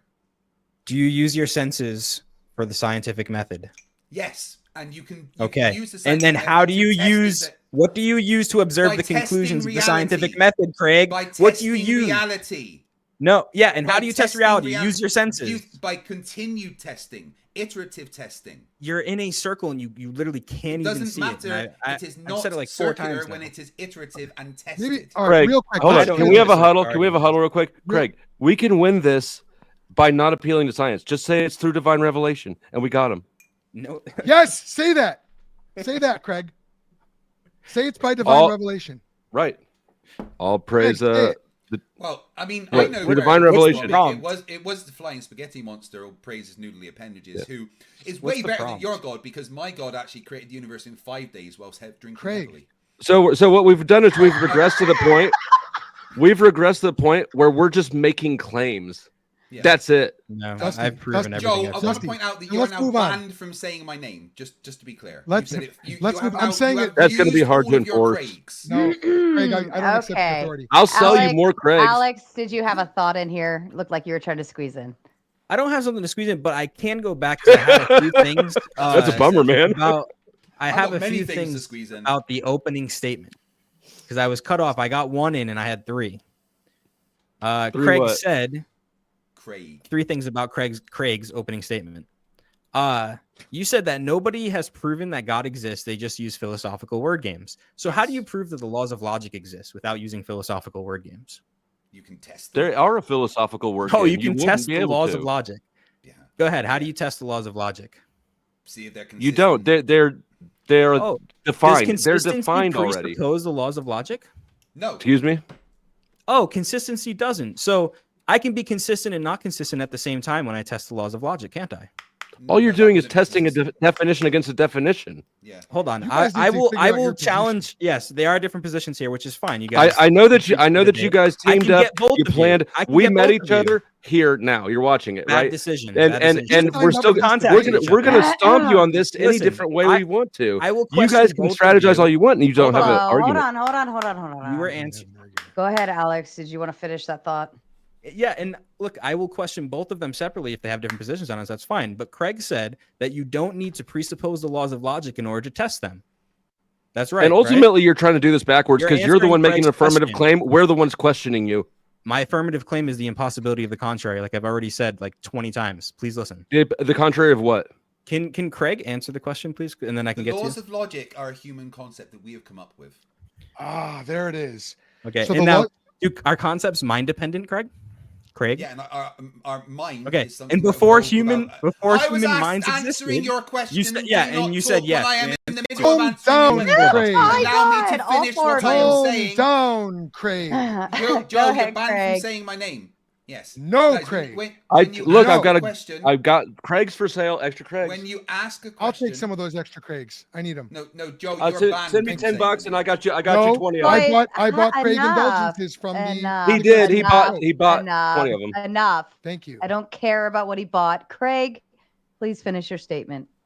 I forget now what it was. I can ask if you'd this, like again. this all comes down to just presupposing that God exists, and we cannot get past that point unless you can show us that God exists and is something that is able to prescribe logic and laws and knowledge. Then you don't have an argument. Show me God or shut up. Here you go. That's not God. That is a book. This is a book that God has given us, and the Prove worldview it. that is No, presented by there's this a nice book. presupposition that God gave you that Pause book. for a minute. That Pause book came for a from minute, print- Craig. No, You no, need that to book calm came from down, a- Craig. That book You came from need a to printing listen, press. Craig. Man. Joe, Craig, that book you came are from a printing grown press. Gentlemen, That book- gentlemen, Don't send all those Craigs in one gentlemen. place. The Bible. Joe, I bought that I book bought did my not come from ability God. That to book say was written Craig by in multiple sheep places. herders. Craig, what is Joe. your deal with sheep herders, Craig? There is nothing wrong. Many I mentioned sheep herders once. to do was sign up for tier 2. Cause you're my Patreon girl, and your love for me depends on how much money that I pledge to you monthly. Okay. What just happened? I doggy prawn bombed you. Now listen, gentlemen, you've been going all night back and forth, interrupt. I'm okay with like playing going that all night. game. It can be entertaining, but at the same time, the viewers can't hear any of what you're Fuck the saying. viewers. There's like 700 of them out there, probably more at this point, but I'm pretty sure they actually want to hear the arguments, or even they want to hear the insults you're making, but they can't hear shit because you're going over each other. So let's at least try to give each other a little bit of vocal space here, be mindful, and play properly. Alex, did you finish your thought there, or did you want to dive in a little further? Because you've been a little quiet. I asked Craig if, and the reason I can't say is because I'm in East Coast. We speak fast, so Craig takes me a second to say. Sorry. A lot of syllables there. He was he was saying that One of them. that the laws of logic are mind dependent concepts. I got that right, Craig? Correct. They exist All right. because humans made them up. Okay. So did they exist before human minds existed? No. Okay. So how do you have a We universal are the laws concept? of logic. We made Are the laws of logic universal? Aliens might As find the laws of logic defined. different. As we have All right, defined here. them when we created them, sure. So yes, so universal mind. No, that wasn't a concepts universal did yes. not That was a exist. qualified yes. Yeah. Nuance is lost on you, isn't it? It has to No, be. it's not. You No, should it really is. look at what a circular Craig. argument is. That's No, an you two ad really look at what hominem, nuance Craig. is. Joe, All right, Joe, Craig. Joe, listen, let I'm me gonna get Joe. set you No, straight here. Joe, wait, Joe. Quiet down. No, I'm gonna Joe, try to get. no, Joe, I have no, a question for no, you. No, Joe, we get Ed, the questions. no, Joe, no, Craig. we get the questions. Quiet Calm down. down. That Joe, is fair. Joe. The question should be coming from Flo and Craig, technically. I'm going to answer I already what you said came. earlier. If I No, If Joe, you want wait, to I'm going to ask you a question, Joe, and you're going to be quiet and listen. Craig, My. Joe, Craig. Joe, But he has to be quiet. answer. laws of logic. Joe, Craig, that's not Joe, how you. no, I am Craig, asking you a question, Craig, Joe. You be comport quiet yourself now. like a man. Joe, Mm. this Laws is of where I logic talk, are a Joe. human Joe, this is where convention. I talk and ask you a question, Joe. This Just is be where I quiet, respond please. to what you said earlier. No, Joe, I'm If the asking you a laws of question. You logic- can't respond because I Okay, haven't asked you a hold question on. yet. Hold on. Joel, what were you responding to? Thank you. I was responding to Craig's claim that the laws of logic are merely a human convention. He's trying to move on because he's afraid of the Well, answer no, I'm to trying this to go point. back to the thing you've already moved on Yes, from. yes, sure. You're trying to go back to whatever. Okay, listen, Yeah, Craig. So if the I'd like laws to of ask my logic are question now. I've merely been a trying to human ask for a few minutes. convention, that's okay. I'll let you wait a little while longer. No, if the I'll tell you laws what of we're going to do logic is you're are going to a stop merely now, human and convention, as we are the ones that are and asking the the real questions, I'm going world to ask the question. does not, Craig. Craig, Joe, the Joe, laws I've got a of question logic- for you, Joe. Stop for just If a the second. laws of logic- Joel, you've got exactly 30 seconds to finish that up. I can do that. If the laws of logic are merely a human convention, then they do not reflect the way the world really is, and the world is illogical and incoherent. If logic were merely Yeah, I agree. conventional, Cool. it would be false and contradictory. Human experience shows that logic is discovered, not invented. If logic were a convention, it wouldn't exist where humans do not exist. And skeptics contradict themselves by appealing to logic while denying its objectivity. Logic is a reflection of the way reality actually is, and using it presupposes that logic is real, and the only worldview that accounts for that is God. You know it, and you are presupposing it when you argue against it. Incorrect. Logic. You want to take it? Okay. Yeah, like I've been trying to say for ages, no, logic is something that we came up with as humans. We have now decided that it is universal. That is something that we decided as we came up with logic, not something that was prescribed beforehand. Now, back to the question that I asked you that you kept running away from. I said, show me God, and you showed me a book. A book is not God. A book That's not is what you something. A book is not God. It is a book. So I'm going to ask the question again. Can you show me God? Because that is the foundation of this. Show me God. With your eyes, you want to see God with your eyes? Yes, please. You'll see him in about 100 years. No, show Can you show show me me a God law now. of logic? You want to see God? Show me a law of Yes. logic. No, You want sorry, me to stop show you- avoiding the question. We invented the laws of logic as well. You have to right now prove that God exists. Otherwise, you have no argument. You want me to show you using your sense experience? No, I want you to prove to me that God exists. I don't You want care me to how show you do you- it, Joel. You- I don't care how you do it, Joel. Just show me that God exists. Okay, if knowledge is possible, God exists. No, that's Knowledge a is possible, presupposition. therefore God Show me that exists. God exists. Without No, presupposing it's called that an God argument. exists, show me that Oh, God that's exists. Called a logical argument, Craig. No, I it's know not. you It's a don't like logical presupposition. arguments. It's not a but logical that's argument. what we're doing. It's not a logical no. argument. It's a Is presupposition. modus ponens valid? It's a presupposition. It's not Is a logical argument. modus ponens is a presupposition. Saying What is God that? What's exists, modus therefore ponens? it's knowledge. Thank you. All right. See, when flow state doesn't know a term, he asks for the definition. You just confidently assert, Well, can you just answer my question and not take the opportunity to scumbag him? If P, then Q. P, therefore Q. It's a form of a syllogism. Okay, Yeah, so but what you you can have do here is that with basically mathematic equation as defined by the person presenting the equation, Kind of. right? Kind of. So yeah. so yes, it's a reflection. So you could say, you could say that logic is reflective of reality, but logic is really just how we've decided to define our experience of reality. Now But we're we getting define- somewhere. Now we're getting somewhere. Logic, the words that we use to describe and define and use logic, is reflective of reality. Absolutely right. But And the we have logic to presupp- itself, the we have logic to is a presuppo- human. Go ahead. They Is ran a away from the human question. creation. It's you cannot contradict language. yourself because we define it. Ah, yes. The language is human created. We're speaking English right now. We create our own notations, but the reality behind the logical notation, Dusty, is Patterns. is real. It's not just a pattern. This is the difference. This is what I'm trying so hard to help you guys understand it. I don't mean You that don't need to help me, condescendingly. Joel. You're not Yes, intelligent enough okay, to sure, do that. great, Joel, great. Quiet down, Craig. Joel, Good you've grief. Hold avoided on, my Craig, question. I believe Oh, you are Jesus, acting Lord like a have child. mercy. I'm going to start playing If- really stupid videos to interrupt you guys. If you He keep wants making that. me have to do it for you, it's going to be hot, sexy, steamy firemen, and none of you are going to want to watch it. It always is So, when me and if you Craig are on a keep- team together. If you act this way, I will treat you this way. Let's go. Joel, finish your thought. Craig, respond. Harder, mommy. What we are trying to show you, and man, I know I lost my train of thought. Let me see if I can get it back in 1 second. What we're trying to show you is that we're using a logical argument. Modus ponens. There we go. Modus ponens. The ability to use modus ponens is, or any valid argument, is an entailment of the laws of logic. And the laws of logic, much like the preconditions of science, which Craig loves so well, are assumptions that you bring to this kind of engagement. They are not a posteriori determined through experimentation. They are a priori assumptions or presuppositions that we bring. So as much as Craig hates presuppositions, he's been making them all night. And that is what I we're haven't trying made to a show single you. presupposition. I've not made one. That's false. But they're not presuppositions. clip, They're not just God-given knowledge. They're defined, right? The reason it's a function of language itself. When you tell me about your charging block, I know that it can't be this knife because I know what a charging block is as we've defined it. So we all have to learn language. Thus we would have to learn the laws of logic too. Yes. We would have to learn the laws of logic in order to understand why what you just said is But coherent. you can't Taylor, say you're- that those. But come they from God. pre-exist. right. Just because the law of logic pre-exists me doesn't mean it pre-exists everything in cosmos. Oh, okay. So now defend. What are the laws of logic? Because now you're saying that the laws of logic I'm not defending shit. Hold on. You've had this debate flipped around all night long, and I've let it go on that way because our position is so much stronger. But Yeah. you can continue the question. But before, I just want to let you know in advance, I'm probably not going to defend shit. Oh, Yeah. okay.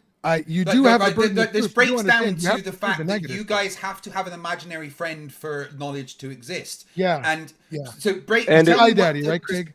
Yeah, the Sky And Daddy, but exactly. that- A magic Sky Daddy. You guys you, did a you poster. can mock it all you want, but, But that's that what it is. belief You have rests a in the magic Sky assumption. Daddy.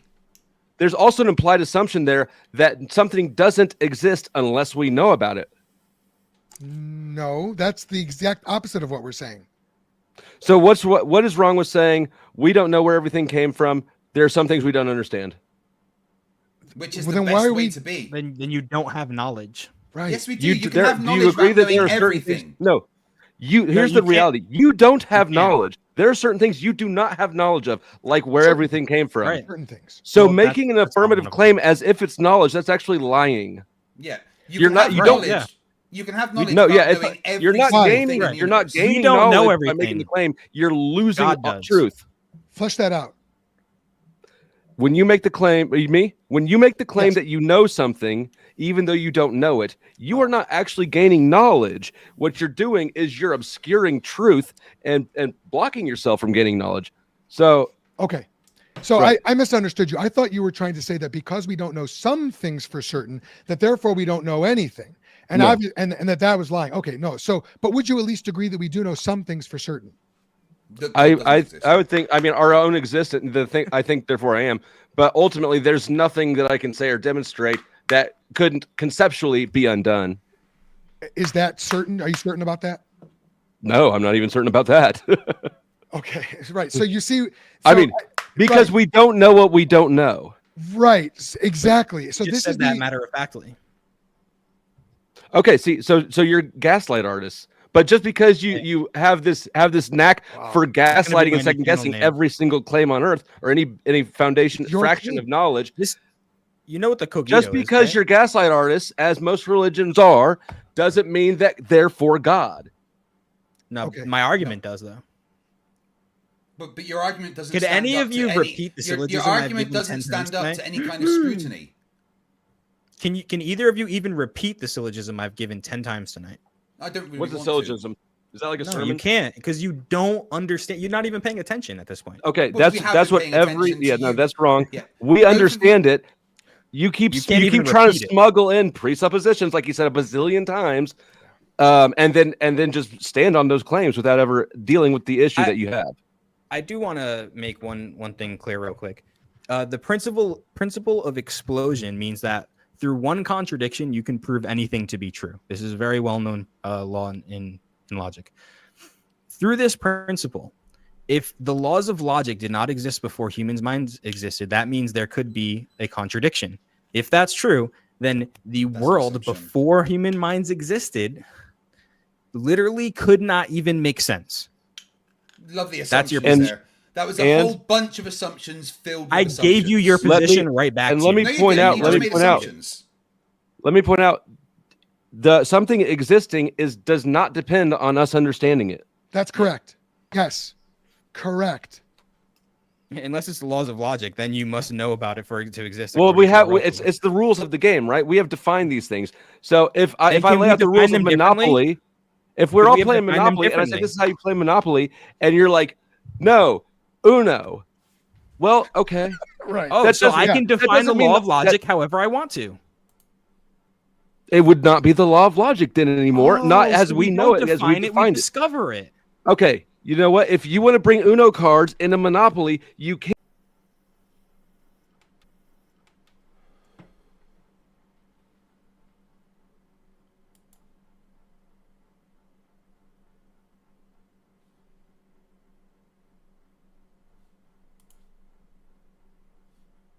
Oh, I'm back. Starlink did its thing. You've constructed a neat little back, sorry. logical riddle, a conceptual riddle. I mean, but calling it it's that the- doesn't refute it. You know that. That's It does. just a- It does refute it. and It that's a refutes- word game. Okay, I'll concede. It's a word game to a word game. Fight fire with fire. I mean, you're just doing it again. Kill it You with have to fire. actually refute the argument. What was the argument? I The missed it. argument is that what you're pointing out is that we actually don't know everything for certain. There's basically nothing. There's nothing that we can say conclusively except that we exist, right? I think, therefore I am. Well, you can't even That's- say that. Sorry, go ahead. Sure, I can. I mean, I sure I can. How could I not say that? Well, because to do that, you have to presuppose the laws of logic. Because to say "I think, therefore I am," that's a logical syllogism, Yeah, and that is So presupposing the, the laws of the logic. tool of conveying the piece of knowledge is dependent on the laws of logic. It's because it's language. It's also dependent on grammar. I can't say banana fart poodle. Right. And even though I'm thinking about I think therefore I am, you're not going to know what I'm talking about. So we're using we're using language of pre-existing rules. The fact of the medium doesn't deny the reality, though. The reality is we can all experience our own existence. you can't demonstrate that you exist to me without any way of, you could be AI, but we as individuals can each know for sure that we exist, and that cannot be taken away from us until we stop existing. If you presuppose the laws of logic, you can articulate that. Wait, No. That's just wrong. Did you contradict your earlier statement that you couldn't know anything for certain? No, I qualified it. I added some nuance. I've been trying to speak quickly because I know that y'all don't like nuance. But we've been we've been giving nothing but nuance. It's quite you guys don't inconvenient. have nuance. You have like black and white, and that's it. If you don't contradict yourself, you don't then have don't need anything on nuance. it. This is why you have to teach children about religion, because adults are a lot harder to gaslight. Yeah, I teach adults. Same with evolution, right? You really should. I'm not a fan of evolution either. Oh, I'm not. sweet. We can all. Oh my god, what's going on with my internet? You have exactly 2 minutes to. I only need about 30 seconds. Listen, I'm done. I'm just using the ladies' room for a moment, but please behave, okay? But you have 2 minutes to get out whatever stupid shit you want to, untouched. All right, You so guys here's are fucked now. real quick. The whole argument tonight is that God is the necessary precondition for knowledge. And if you really want me to spell it out, God has all of the attributes that are needed for logic and moral absolutes and the principles of mathematics. He is immaterial, absolute, Moral absolutes. Can we? Well, real quick, God has all of those attributes. Nothing in the godless worldview. You're saying that, but you can't show me that God's real. You explain from your worldview how you could possibly account for the laws of logic. Go ahead.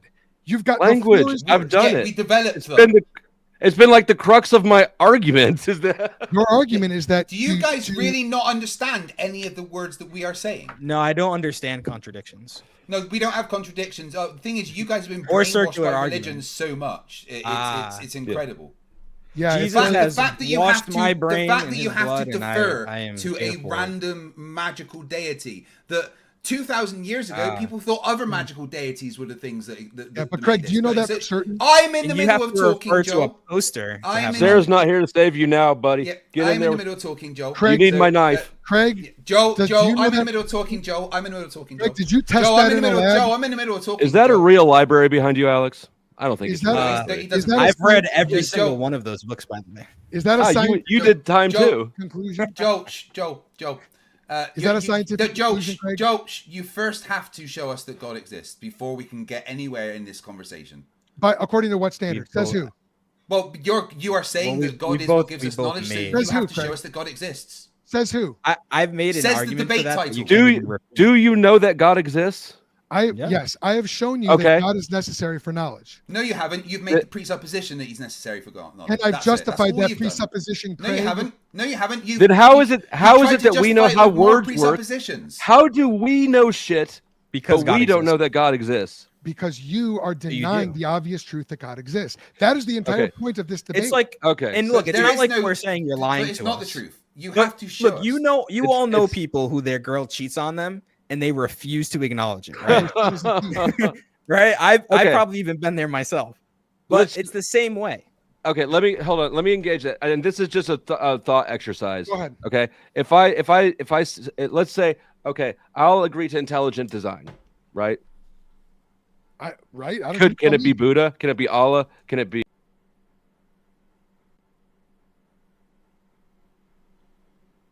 Right, we should be back again. Elon's screwing up my internet.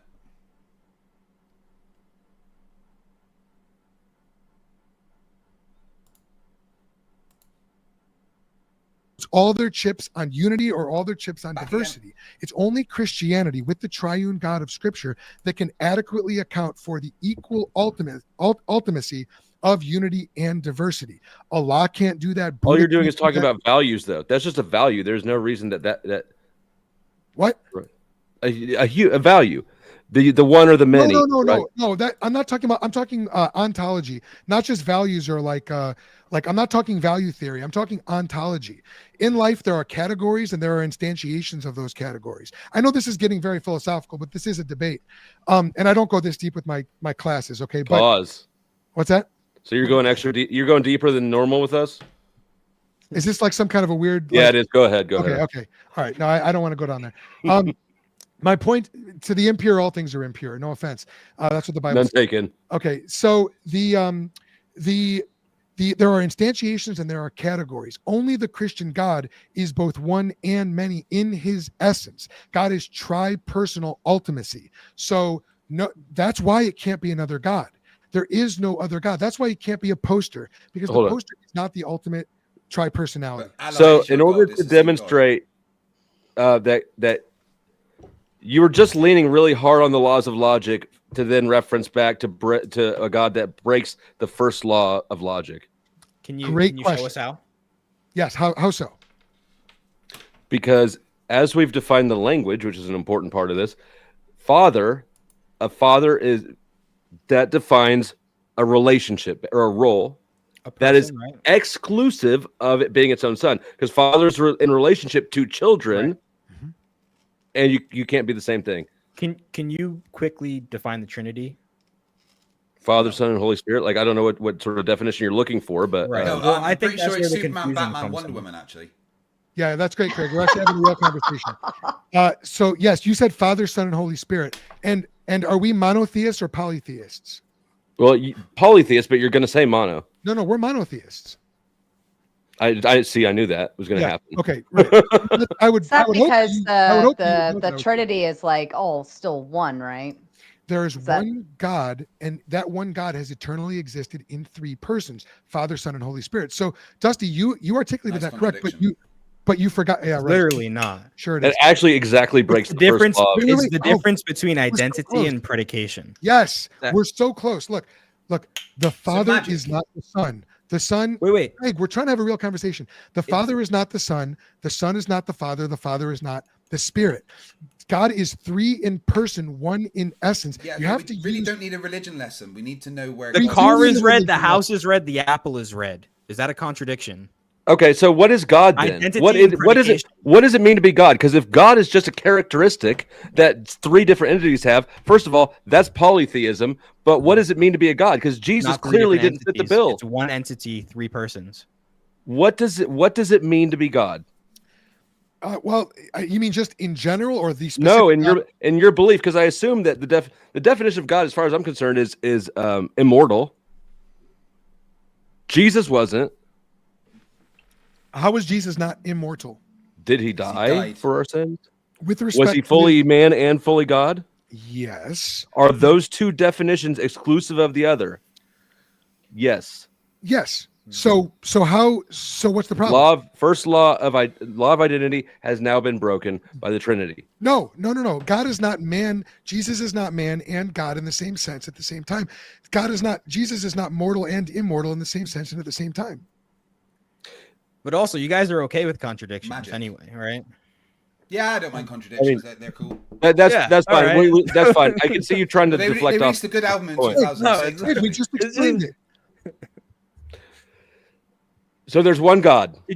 Wait, I just want to. All right. I mean, and he became fully human, which means he could die. The Son of God. What is death? So that's a different. So we got a creation of. See, this is polytheism. Yeah. No, it's not. These are very, very low tier arguments against Christianity. I don't give a fuck what tier they are. This is low tier logic. Yeah. This is Christianity. Hey, I can define logic however I want to. I can define logic however I want to. I guess that's true, but then we're not communicating with the same medium anymore. So now what you're saying is gobbledygook. We understand what logic is. We understand what monotheism is. We understand what one is and what we understand is. So yes, you can say that three no longer means. Fucking Starlink keeps doing forced updates. That's the third one now.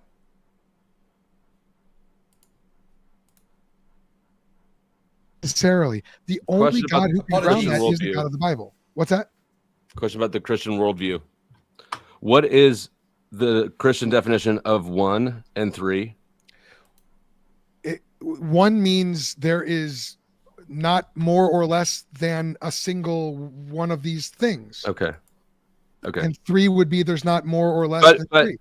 So if there's one thing, it can only, right?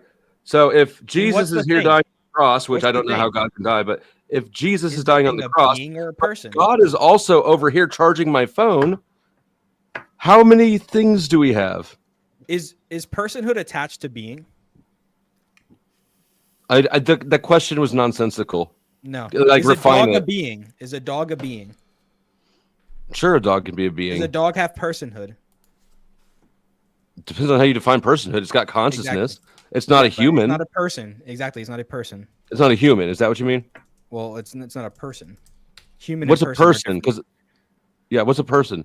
A corporation. It's not a corporation. It's not a human. Self-aware All right. consciousness. Okay. Well, it No, has I wouldn't that. use them.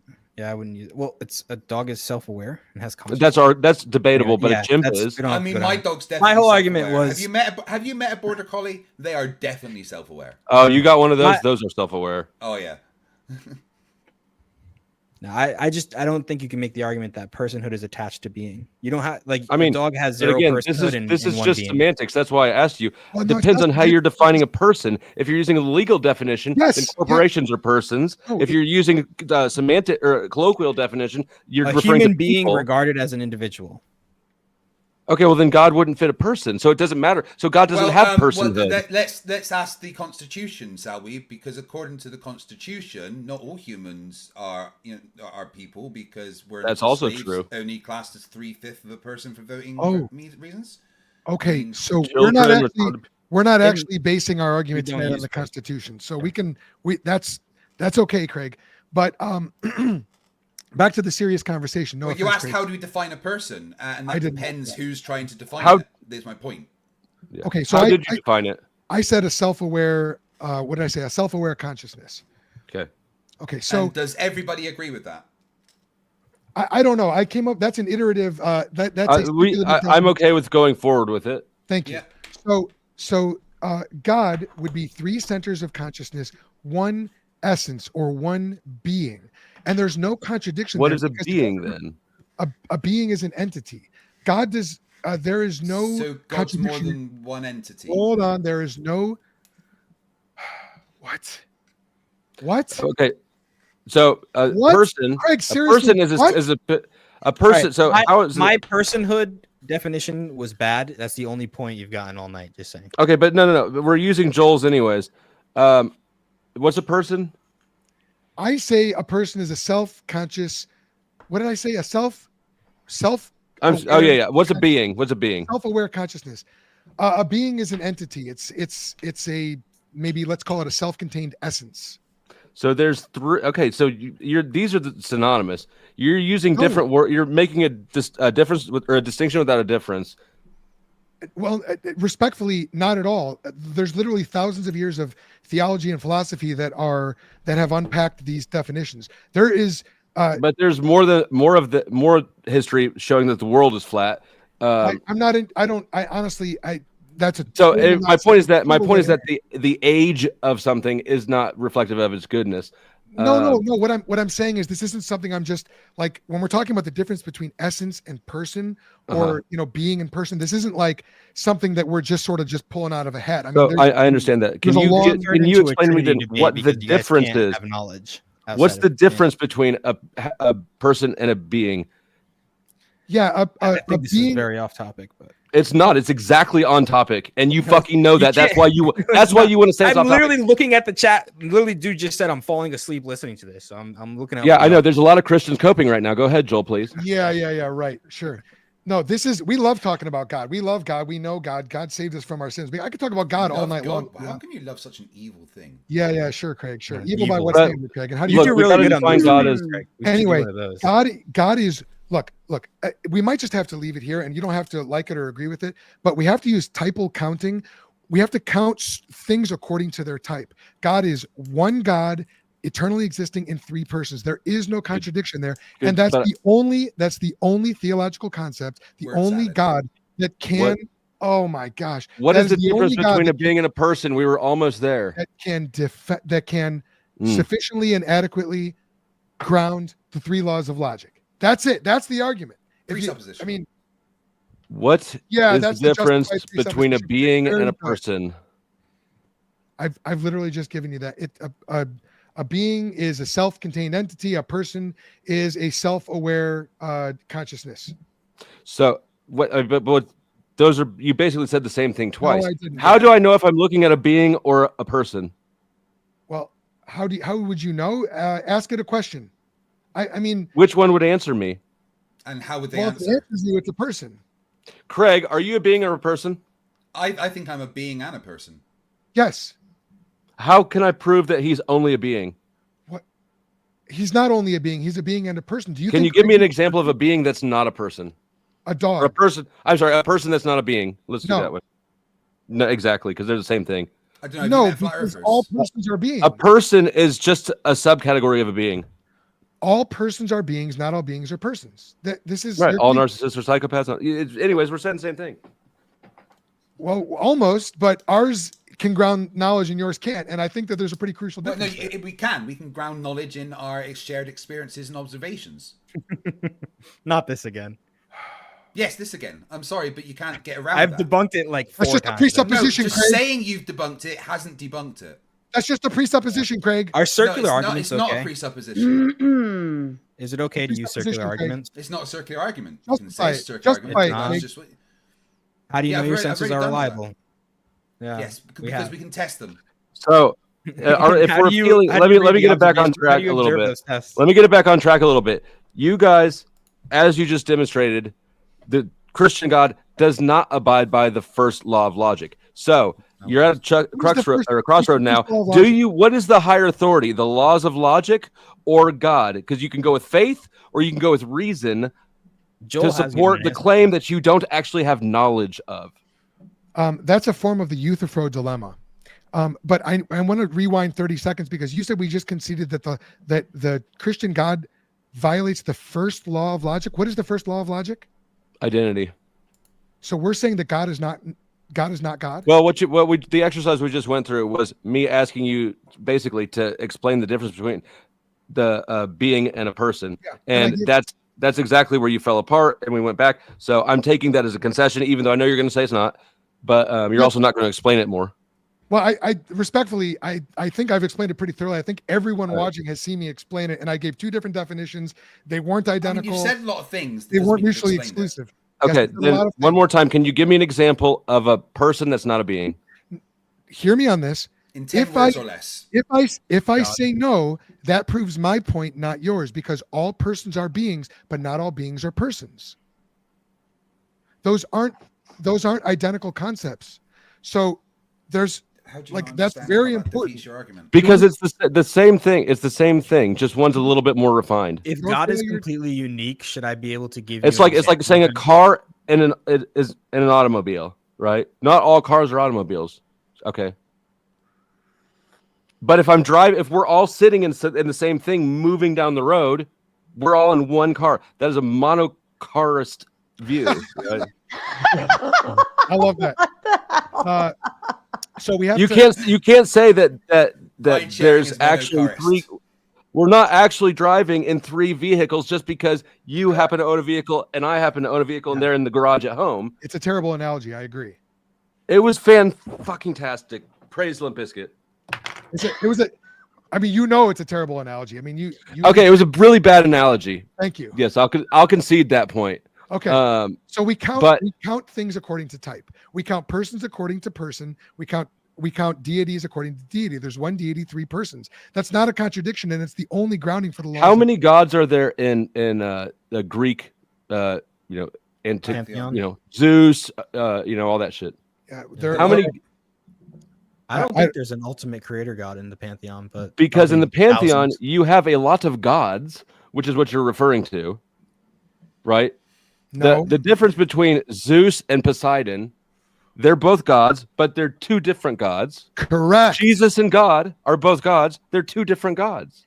Nope, incorrect. That's a categorical error. Do you know why? Okay, would you like me to explain why? Or would you like I to just sure would. Okay. When we're talking about the Greek gods, we're talking about non-ultimate beings. Remember I said that God is ultimate tri-personality. The Greek gods, the Norse gods, the Roman gods, What's that the Hindu mean? gods. What's I that? mean, he's got a split personality. I mean, because you keep bringing in jargon into I'm the sorry. conversation, and I got to stop you because I don't know what an ultimate personality is. Understood. I understand. I'm not. Mhm.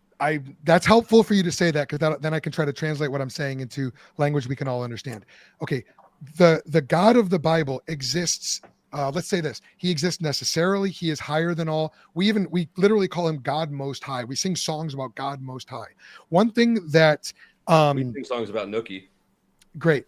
One thing that stay focused, man. One of the things that the Greek gods were not is none of them was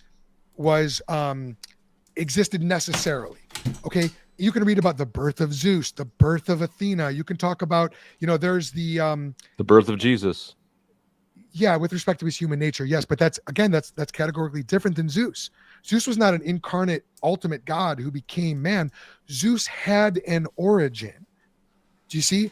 So Jesus then would not be God it's the same way you just excluded the Greek gods. I can exclude Jesus Why? because he isn't necessary. He was born. There's a birth story. There's an origin story.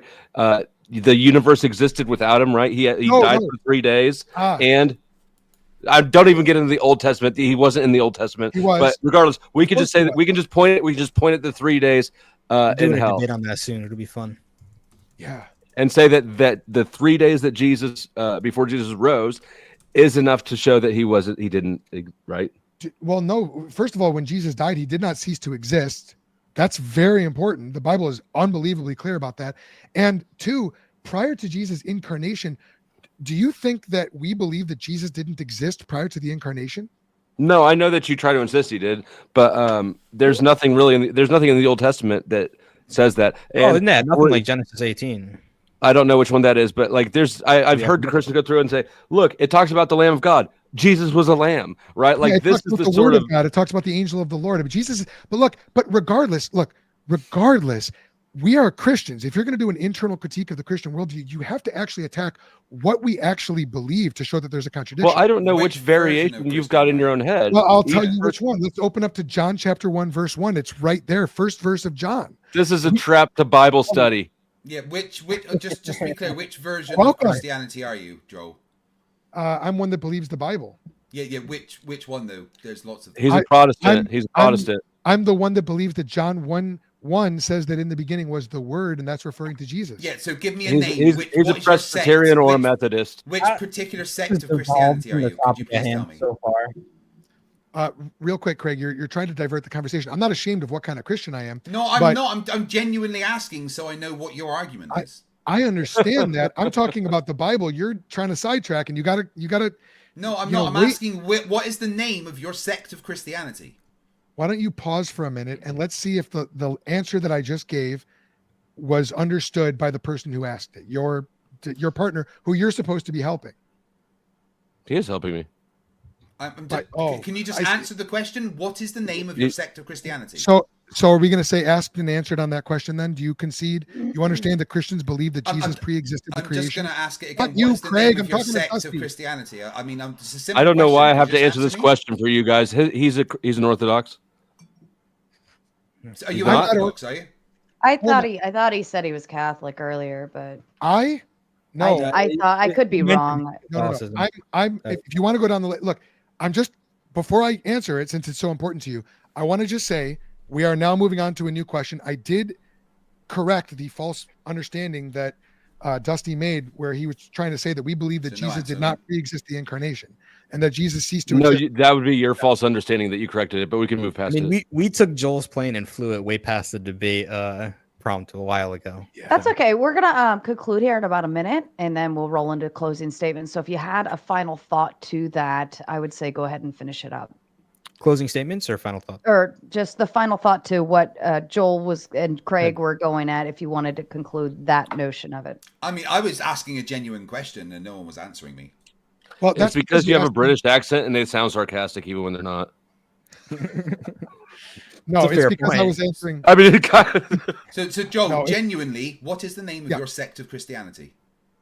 Well, I don't belong to a particular sect. My church is a non-denominational church, but I am Protestant, Baptist, Calvinist, New Covenant theologian, loose amillennialist. all of them. You're an omelet. You like collecting all the Pokemons then? Okay. Have you considered Limp Bizkit? Yes, we just did, and I showed you Okay. why. One true God. If you know what, you can integrate Limp Bizkit into your Sunday services. I bet there might be Let's do. copyright issues. But How do you know that? I was just assuming. I don't know. I haven't looked at the copyright You don't know. issues. That's right, because you don't know anything, Dusty. But see, Should we you make a- don't either. You just deny that you don't. Okay. Should we go into our closing statements? I'm going to go ahead and call it. So what we'll do, gentlemen, we'll go into our closing statements. We'll read some super chats, and then I'll go into open panel, and then we can get some more questions up here and maybe prompt some further thought. I think it'll be great.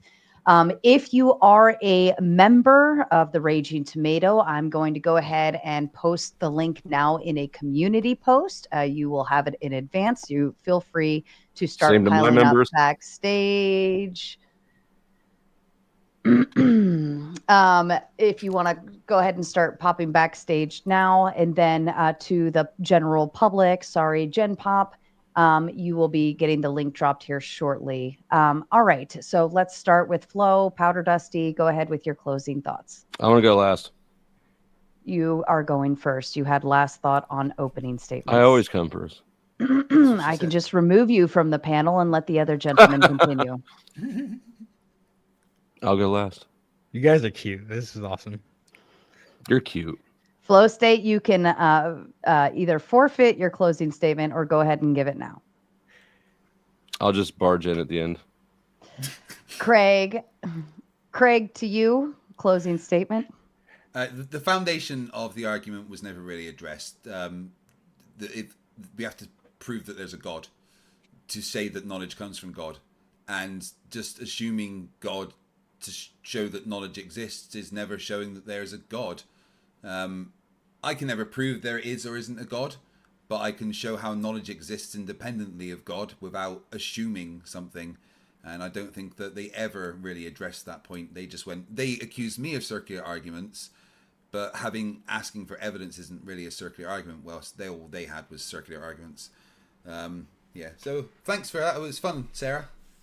Mm-hmm. Absolutely. Joel, to you. Okay, is God necessary for knowledge? You'd never know it, but that was the topic of tonight's debate. But tonight you've seen how the atheism of our opponents, or the exclusion of God of our opponents, utterly fails to account for even the most obvious of transcendental certain truths like logic, the preconditions of science, the reliability of cognitive faculties, et cetera, et cetera. Now, by their actions, our opponents show that they really do believe that they can know certain things for certain. However, their position does not affirm that. It doesn't ground that. And that's because they've ruled out God from the beginning. So you've got a contradiction between their actions and their claims. Which one should we believe that they actually believe? Well, as we say, actions speak louder than words. The godless worldview cannot account for anything called knowledge, not certain necessary beliefs, not uncertain contingent beliefs. Atheism undercuts knowledge on every level. God, on the other hand, is the necessary precondition for knowledge. We showed that. We proved that transcendentally. And I think that was very clear. I appreciate the opportunity to show it. It is God's revelation that justifies our ability to rely on our cognitive faculties and the intelligibility of experience, including the laws of logic, which came up so many times in this debate. The proof of God is that without him, you couldn't prove anything at all, because God is necessary for knowledge. Thank you. Alex, to you. Yeah, so I gave a very simple syllogism in the form of modus ponens. Craig thinks that's apparently circular. Multiple times tonight, I gave this simple syllogism, and at the end, I asked either of them if they could repeat it to me, as I said it multiple times. Neither of them could repeat it to me, nor could they refute it. I made the argument for the first premise by the impossibility of the contrary. Neither Craig nor Flo could give me anything that they knew and justify how they knew any of that. One of the justifications that was given to Craig, from Craig, was that science. And I asked him if he needed his senses for science. He said yes. I asked him how he knew his senses were reliable. And he just said, well, I can test them with science. I asked, how do you observe the conclusions from that testing? He said, I use my senses. So basically, my senses are reliable because my senses are reliable. There were so many circular arguments made in contradictions. Both of them said they can't know anything for certain. When asked if they know that for certain, they said no. So they don't even know if they don't know anything. It's kind of crazy. At one point, they said that the laws of logic can be defined, that we defined them. I asked if I could define them however I want, and I'm pretty sure Flow State said, yeah, I guess that's true.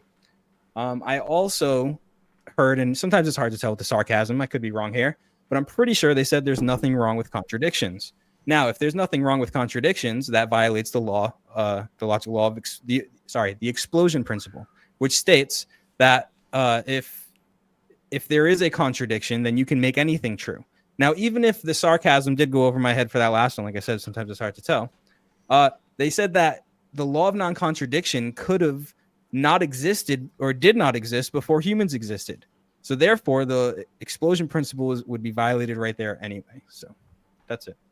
Perfect. Thank you, gentlemen. I'll bring Flo back up here in just a minute. But let's get to the I'm going to run to the bathroom real quick. Sure. Take your time. If there's if there is a question that I think, Joel might not be able to answer, then we can wait for Alex to come back. All right. Alejandro comes in with the Big Ten and says, with or without God, what is this? Solipsism has no solution. With or without God, you can't know if your beliefs are true or just an illusion. Presupposing God wouldn't reveal lies doesn't solve this. And gentlemen, you are welcome to respond to any of these. Feel free to just jump in on them. Otherwise, I'll just keep moving forward. Alejandro is a very wise man. I would say that. I think that's a fantastic, yeah. We should be paying him for that comment. Fair enough. Cole Marshall with the Big Ten. Much love, Craig. We might not agree on everything, but I respect you coming to the table to hash things out in the free marketplace of ideas. Thank you, Cole, and I appreciate the messages on X as well. I've been going. I would like to say fuck you, Cole, because he didn't. Oh, yeah. I guess he doesn't respect me. Can I go back to that one? Sarah, did you see what I was doing backstage when you had me in the dungeon? I did. Yeah. You're a pervert. Go ahead. I know it. Hard solipsism is an entailment of atheism. My syllogism that I gave is a proof that hard solipsism is not an entailment of Christianity. You never demonstrated P, therefore you never demonstrated Q. What do you mean? I said by the impossibility of the contrary. And here, let me ask this. Is it possible that God could reveal things to us such that we can know them for certain? Well, it is possible, but then it would not. It would. Sorry, you. No, you go. You go. It is possible for. It is possible for me to know something, but if we're talking about God's revelation, it is not possible for God to reveal something to me and then for me to be equipped with enough for you to know it. So that revelation would not be. I couldn't pass it on. So would that be a no? No, it's not possible. Well, I would say again, this is another one of those because I have no evidence of God existing. So the question comes with lack of evidence means logical impossibility. Actually, I don't know that it would be possible because I can't foresee that. I don't know that there's a way that you could ever say anything that can't be refuted. So I could get revelation, and then I could be like, "Oh shit, it was demons." Logical impossibility requires a contradiction. Can you give me P and not P? Sorry, say that again. The logical impossibility requires a contradiction. Can you give me the contradiction? I don't think it's so the logic, but we can know something, right? We can be aware of our awareness, and that's about the only thing that we can know, and not. How do you know that you're aware of your awareness? See, you're a gaslight artist. I am. Nah, I'm asking you how you know. You absolutely are. This is an exercise in gaslighting knowledge, because it is imperfect. And because we are able to conceptualize ways disproven by atheists. Look up Bertrand Russell. It'd be a good read. I know you're trying to get into philosophy. I wasn't at all. Gentlemen, and I have myself here.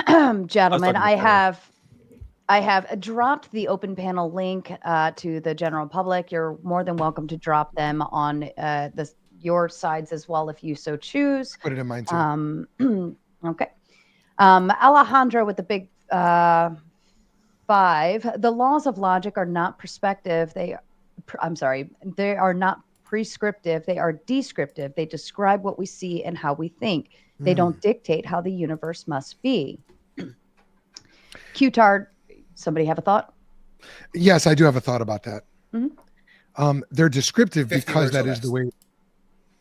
Quiet. Greg, They're descriptive because that is the way the world works. And we all presuppose this before we even engage in argumentation of any kind.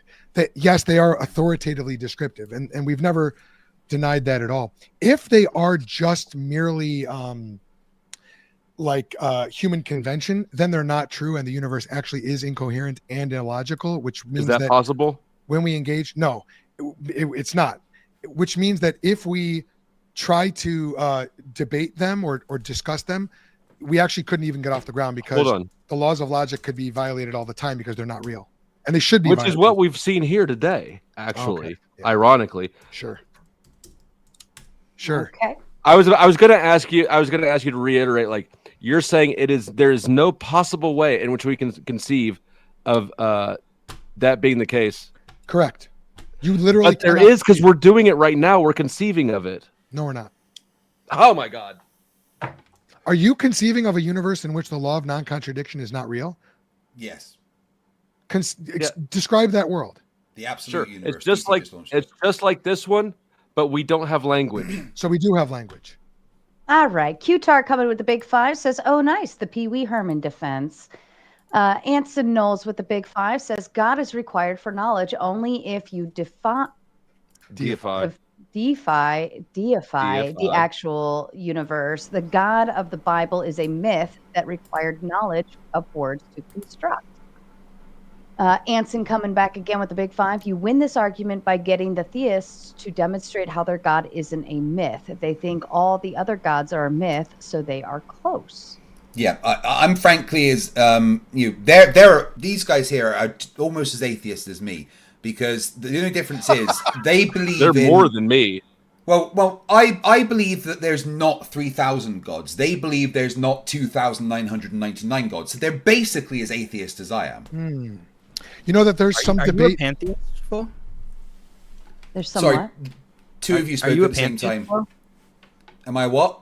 You said, well, no, Flo said that we're more atheist than him. I don't know if that was just a funny Oh, remark. no, I'm an agnostic. Oh, okay. Okay, so there's a lot of debate on whether or not William Shakespeare actually wrote all those plays. Some people disbelieve in 3,000 different authors. I go one further. I say nobody wrote all those plays. So, those people are Shakespeare. People who believe in Shakespeare are almost as Shakespearean as me. I just go one further. Nobody That was a wrote. dumb. I mean, you do realize you just said that on the internet where people saw it, right? Oh, did I, Craig? Yeah. Oh, thank you. It's going to be there forever, and that was a really Thank you, dumb, Craig. dumb, You're dumb using the thing word that you just atheist said. wrong. Craig. Just using the word atheist wrong. Hey, Craig. So, Explain why that's a bad let's- analogy. Go ahead. It's a bad analogy because we have lots of examples of plays, and always they've been written by a human. We don't have any other examples of universes or cosmoses or We don't always know the creation. We don't have another comp where we can say, well, we know that in other cases, Marty created life over there. There is no comparable. All of therefore- my chat agrees that therefore was a what? really dumb thing you said, Joel. Why? Why, Craig? I mean, obviously, if I because have they're to in explain his it to you, that's fluid kind of a you experience. problem. Yeah, okay, it's a me problem. Fix the problem. Go ahead. You're not Explain it. fixable, Joe. I'm sorry. Come on, Craig. Fix it, Craig. I'm gonna be the problem. The sarcastic saying with the big 5 says Craig is the biggest fanboy of the Scottish rock duo, the Proclaimers. Craig sing "I'm gonna be 500 miles, but I would walk 500 miles." Come on, Craig. I'll sing it with you. No, that's. I'm sorry, would. but a $5 super chat to Sarah, that's going to be at least a $50 super chat if you want me to sing. Okay. And if you want to duet, then I'll have to get some cheese too. Yeah. That's good. I like it. Smoking Auditor with the big 5 says knowledge comes from Satan since he convinced Eve to eat the fruit of knowledge. God forbid us to have because he did not want us to have knowledge. Yeah. God's an asshole if he's real. Quiet Oh, down, wow. Craig. What's wrong with being an asshole, Craig? Quite a lot. Yeah. Don't be an asshole. Oh. By what standard? Mine. Oh, Are you God? Yes. Okay. There it is. Obviously, Limp Bizkit is that. Stop it, Craig. So, Yeah, I'm sorry, you're far, right. So far, we've got Craig being God and Limp Bizkit being God. It sounds like there's going to be a battle of the gods. Oh no, no, I mean, no, hold on. The hold on. entity is God, Debating all but night. we're You should go just work this different out. people. No, We're still hold on. one Let's work being. this one through. Okay, All right, work it I through. agree. Craig is not God. Well, you don't agree with Craig. Craig's your partner. He says he's God. No, I'm agreeing with you right now. Craig is not God. I reject that. I did that based off my own preferences. How did you decide what you believe? My parents taught me when I was very young. Ew. So you didn't even use your own preferences. Are you asking The why I Holy know Spirit Christianity is convinced- true or how I came to believe it? Bad parents. How you came to believe it? My parents evangelized me when I was very young. Okay. So you were brainwashed, and I used my Sexual own abuse. preferences. But even if you weren't brainwashed, let's say you became a Christian as an adult, How- it still comes back to I preferred that one. You are the decider here. How is my parents evangelizing me with the truth? How is that relevant to whether or not Christianity is Not true? the truth, though. It's not, and that's not what I said. That's a tangent.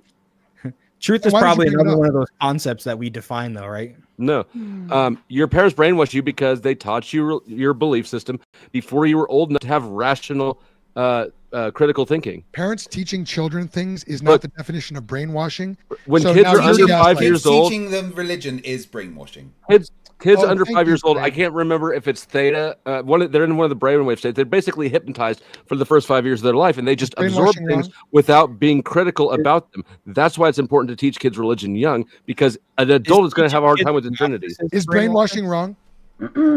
Yeah. Yes. Is it morally wrong? Why? Who told you that? Because Free thinking. okay, I'll answer this, but you got to let me get all the way through. It's wrong because it violates the free will of another person. Oh, free will. I don't think your partner agrees with that one either. I've been violated. CMDR Yeah, one not yet, not hander enough. with a big 5 says if a schizophrenic man who doesn't know it kills someone believing him to be a monster, should he be held responsible? He was following all of his senses. Rude No, Mud God told him, so of course he should not be held responsible because obviously God told him. See, Rude Mud Crab with the big 5. God being required for knowledge without knowledge of existence of God is some circular mental gymnastics that only a believer could rationalize. Yeah, that's my entire point. How they cannot see that they have this circular argument is it's almost like talking to a flat earther. Should we go You're an there? epistemological flat earther, Craig. You Anson don't even know what a Knowles. circular argument is. Anson Knowles with the When big you work along 10. with the circular argument, that's incredible. You can say that. That's just your presupposition, Craig. your mom's a presupposition. Oh my God, you guys are killing me. Anson knows with a big 10. If knowledge depended on God, it would be contingent on divine will, making it subjective and potentially unreliable. Secular epistemology, by contrast, seeks objective standards independent of any deity. Absolutely. Nicely put. I have a thought about that. Is it really a thought? What? No, Go it's a ahead. brainwash. Are you still here? Dusty, are you still here? Yeah. Oh, you're He's getting ready to do something crazy. Oh my God, I turned into a. Yeah. No, I'm just taking a hit real quick. okay. The What are you smoking? if knowledge depended on Crack. God, it would be contingent on divine will. Okay, Yeah, no, that- never mind. That is correct, but there's a category error to say that something being contingent on God's will, God who is absolute and who definitionally is truth, is the same thing as it being, subjectively contingent on the human will or something like that.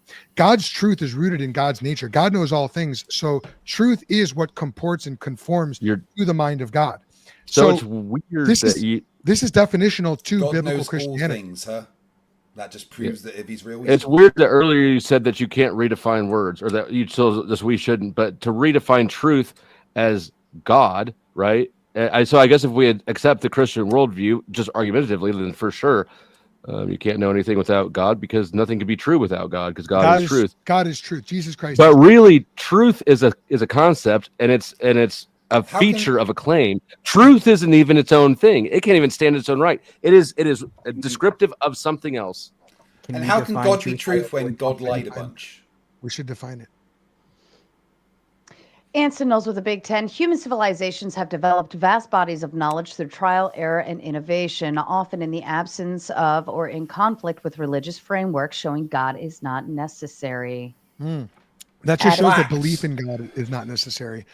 That just shows that religious belief is not necessary, or religious adherence. It doesn't show that God is not necessary. Fair enough. Still got to prove that God's real. Atticus Finch with a big 10 says, this woman is far too strikingly beautiful and intelligent to be hanging out with you losers. She must be AI. Flow Rider is not a woman. That's no way. No, to Alex is Alex. Alejandro with a big 10, holy Christian dishonesty. No, you can't presuppose the conclusion of the freaking debate and then claim you won because you presupposed it. It's incredible how dishonest Christians can be. Yeah, that was the whole Impossible, argument. because God is truth, so it's impossible for them to lie. Well, Yeah, this was exactly. the same mistake that Craig made by calling modus ponens circular. Modus ponens is not circular. I did not make a circular argument. Yeah. Yeah, And yeah, and never did we You really did. never The did way we that you did it. never did we make a bald-faced presupposition without justifying it. We justified all of our presuppositions, and we showed that without God you can't justify them. So We're going to need a spreadsheet to keep track of all these words. What does justify mean now? Because justify they're all changing Yeah, they've got rapidly. their own moon. Hey, Sarah, my chatter's saying more Sarah. She is awesome. I'll get you in Are on you sure some about more. that, Craig? Sarah does do a great How job. are you going to Thank you diss for Sarah? hosting She's this, the only Ellen. one of us. No. I was dissing Craig and his lack Oh, of. watch this. Look at that. Look at that.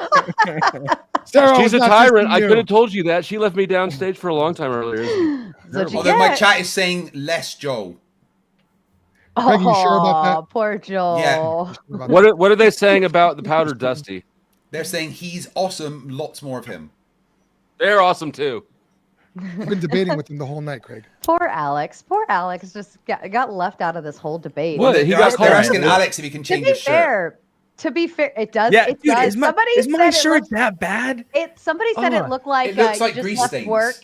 Yeah, somebody said you just left work from Five Guys, and I can't help but to agree with it. Bro, I'm gonna have to there- burn it. Just I put the usually wear fries a in the black bag, bro. sweatshirt, but with the green screen, it doesn't work well. I was like, oh, this works. This is like lighter. no, it looks terrible. Someone It looks someone terrible. even sent in a super chat telling me how bad it is. This is bad Let's fashion use it- taste. all right, Well, let's I've use been it- married for 8 years, guys. Come on, give me a Right, break. just use NVIDIA broadcasting. You don't even need a green And she screen. didn't say anything like, man, you better get divorced.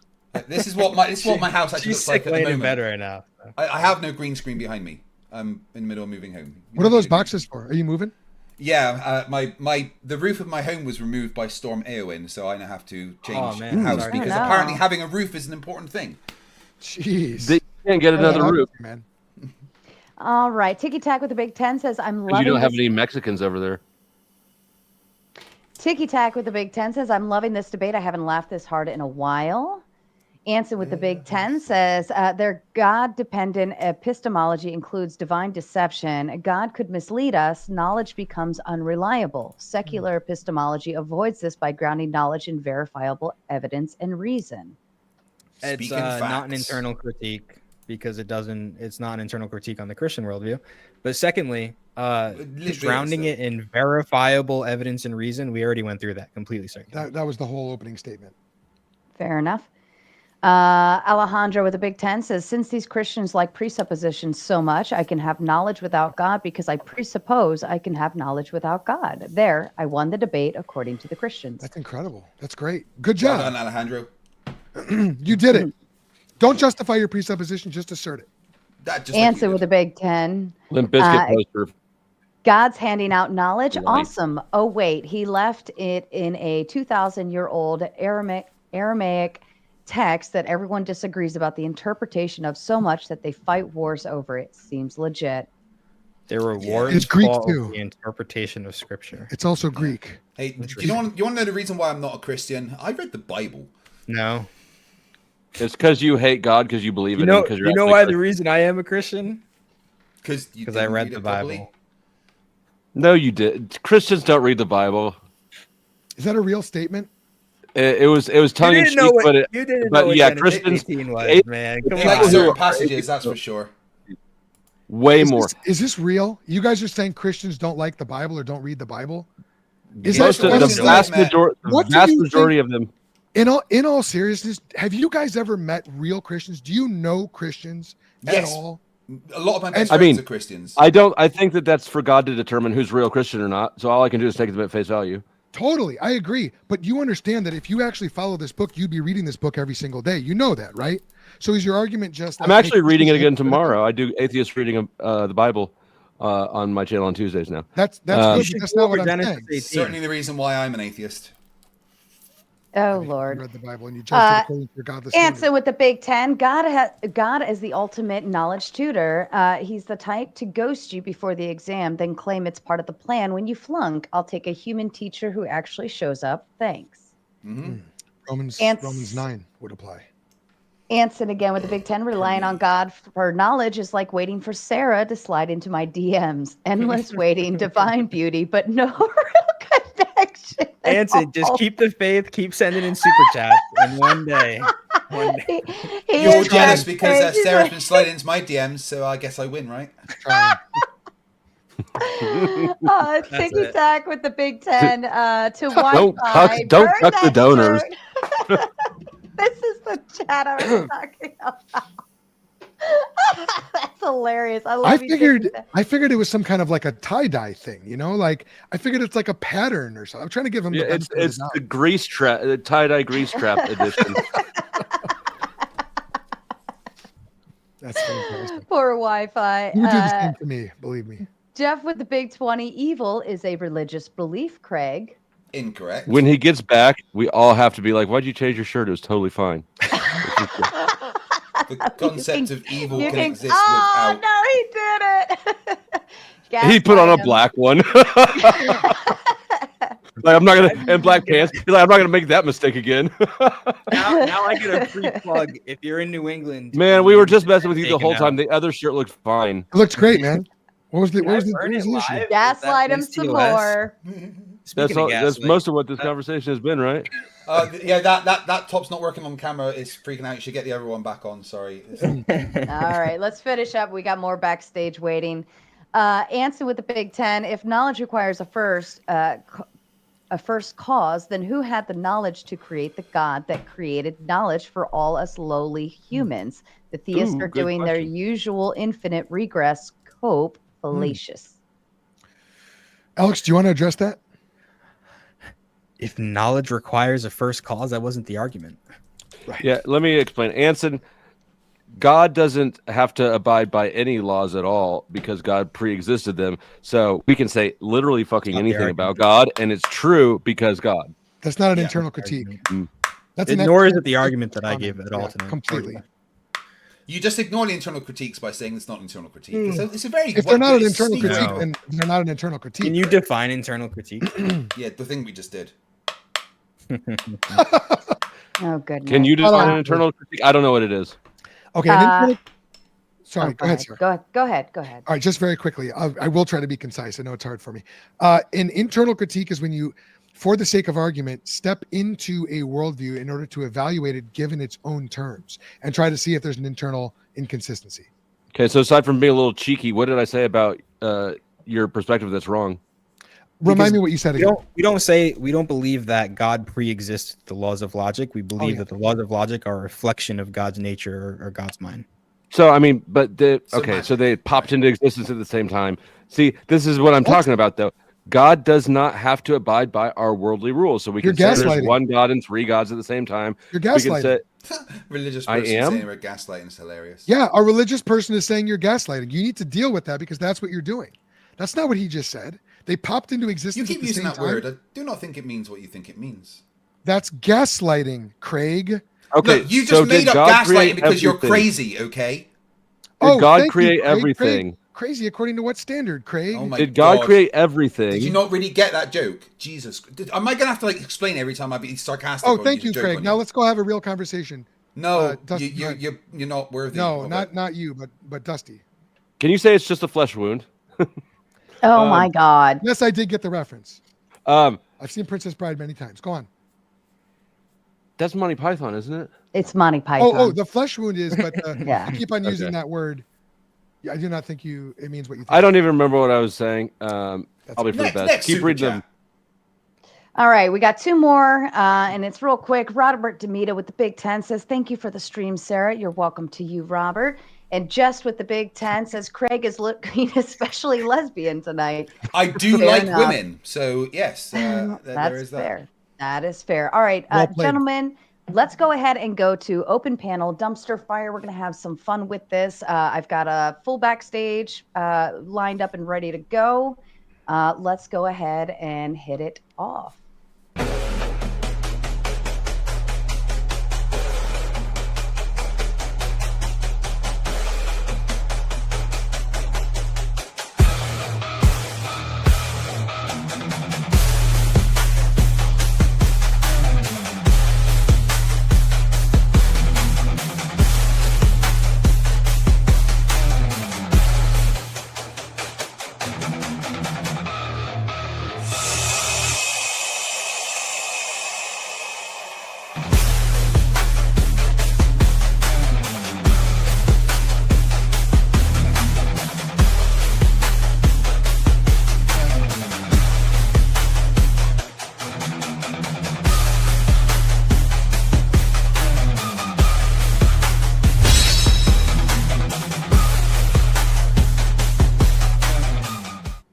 All right. Rules of open panel. You shut the fuck up whenever I start talking. Outside of that, we will continue on having the conversation. I still have more people backstage. So what I will ask for the most part is let's try to get through some questions and prompts from the guests and try to inquire as quickly as possible. You can always still hang backstage and let somebody else come on. And then we will, try to rotate people in and out so that we can get to the questions that everybody has. If you're an asshole and you interrupt me like so, I just hit this little button and you guys disappear. It's beautiful. Can you do that to Furby? Only if people pay. So anyways, I have a question. I'm going to build a bridge, and it obviously requires knowledge to build a bridge, right? When I write out all the knowledge required to make a bridge, when the hell do I mention God in any of that? Saying that you have something doesn't ground it. That's true. So I can build a bridge with that knowledge, though, right? Yes or no? Yeah, because God is real. The Christian worldview is true. That is not a logical argument. Okay, No, but what you're saying is I can drive my car. See? And I ask you, do you know how it was made? You know. But I can drive my car. See? Is it working? Which knowledge on driving my car depends on my knowledge of God? Let's go back to building a bridge. If you're going to build a bridge, you have to presuppose uniformity in nature and the power or the possibility of inductive reasoning. Is that true? No, I can test for my assumptions if I really need to. You have to test, but you have to presuppose uniformity in nature and induction to But test. that presupposition is based on experience. Actually, yeah, no, we don't presuppose uniformity in nature. We found it. We have to presuppose it in order to trust our senses when we find So things. you said logic was discovered, not created, right? Isn't that not the same thing for things that we consider to be uniform in nature? Uniformity in nature. I'm not talking about natural laws. I'm talking about the principle of uniformity in nature is a necessary. What's something in nature that's we're going to build a considered to be bridge. uniform? What? What's something in nature that's considered to be uniform? Physical laws. Like thermodynamics. Yeah, we had to actually do experiments to prove that those were unalienable, that you couldn't just believe something else and then that would become true.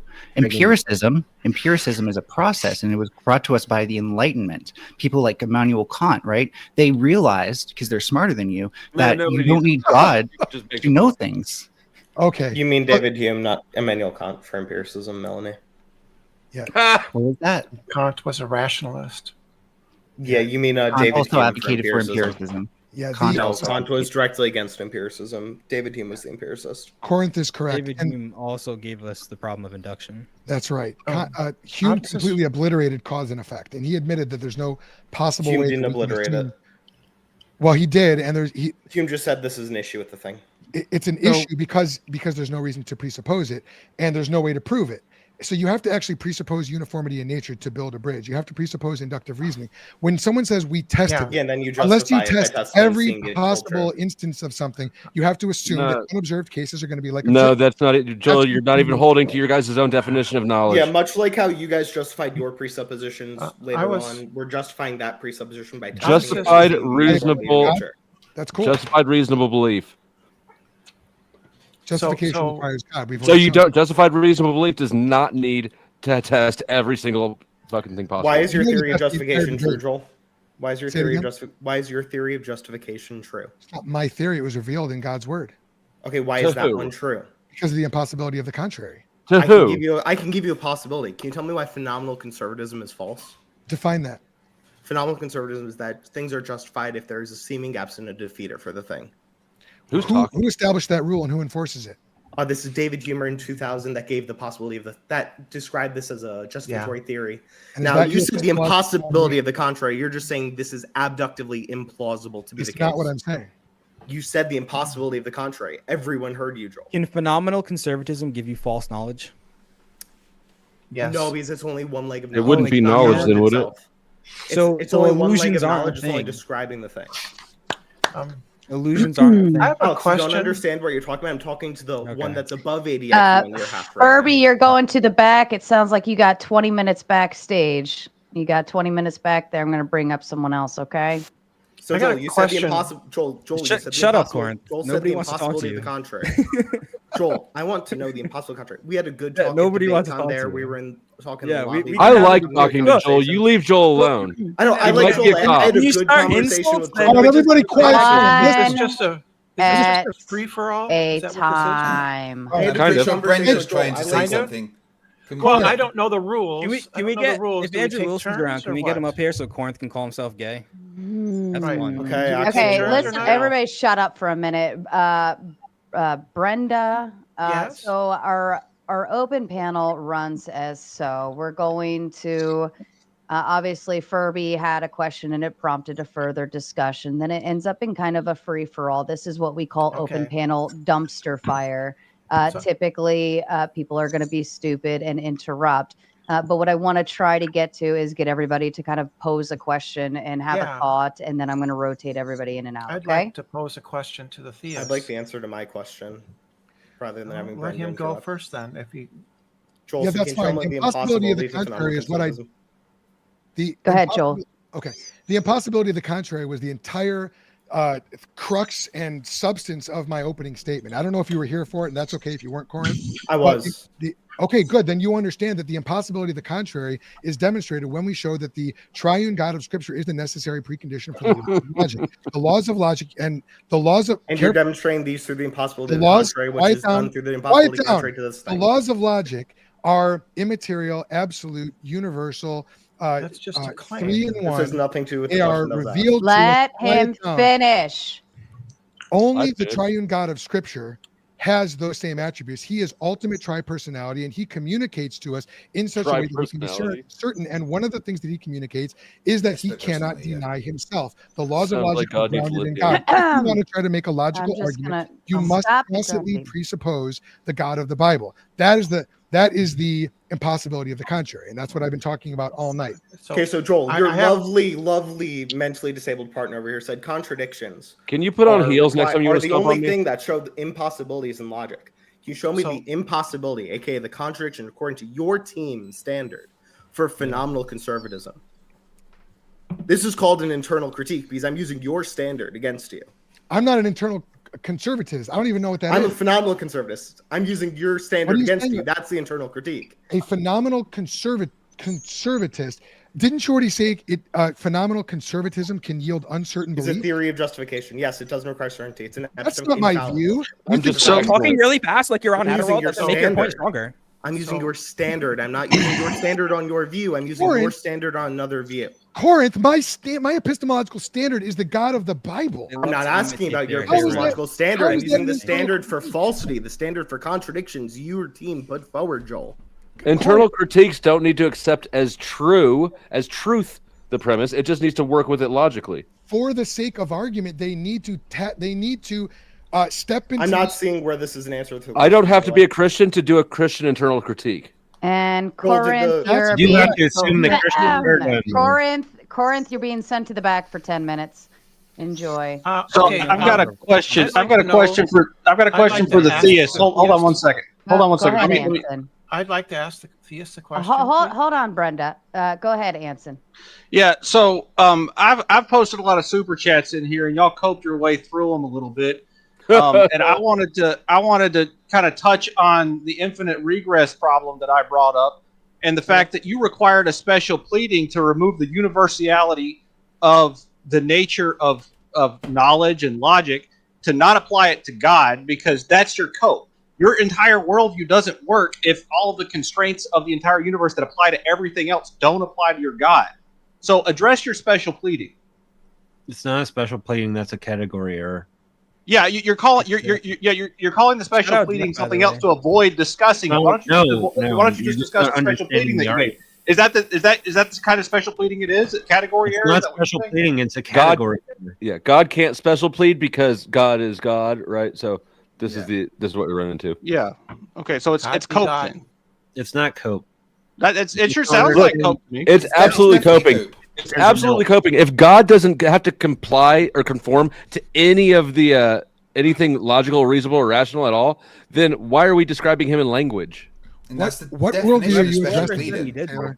Yeah. Taylor, what is that? I just heard 4 people, but nothing.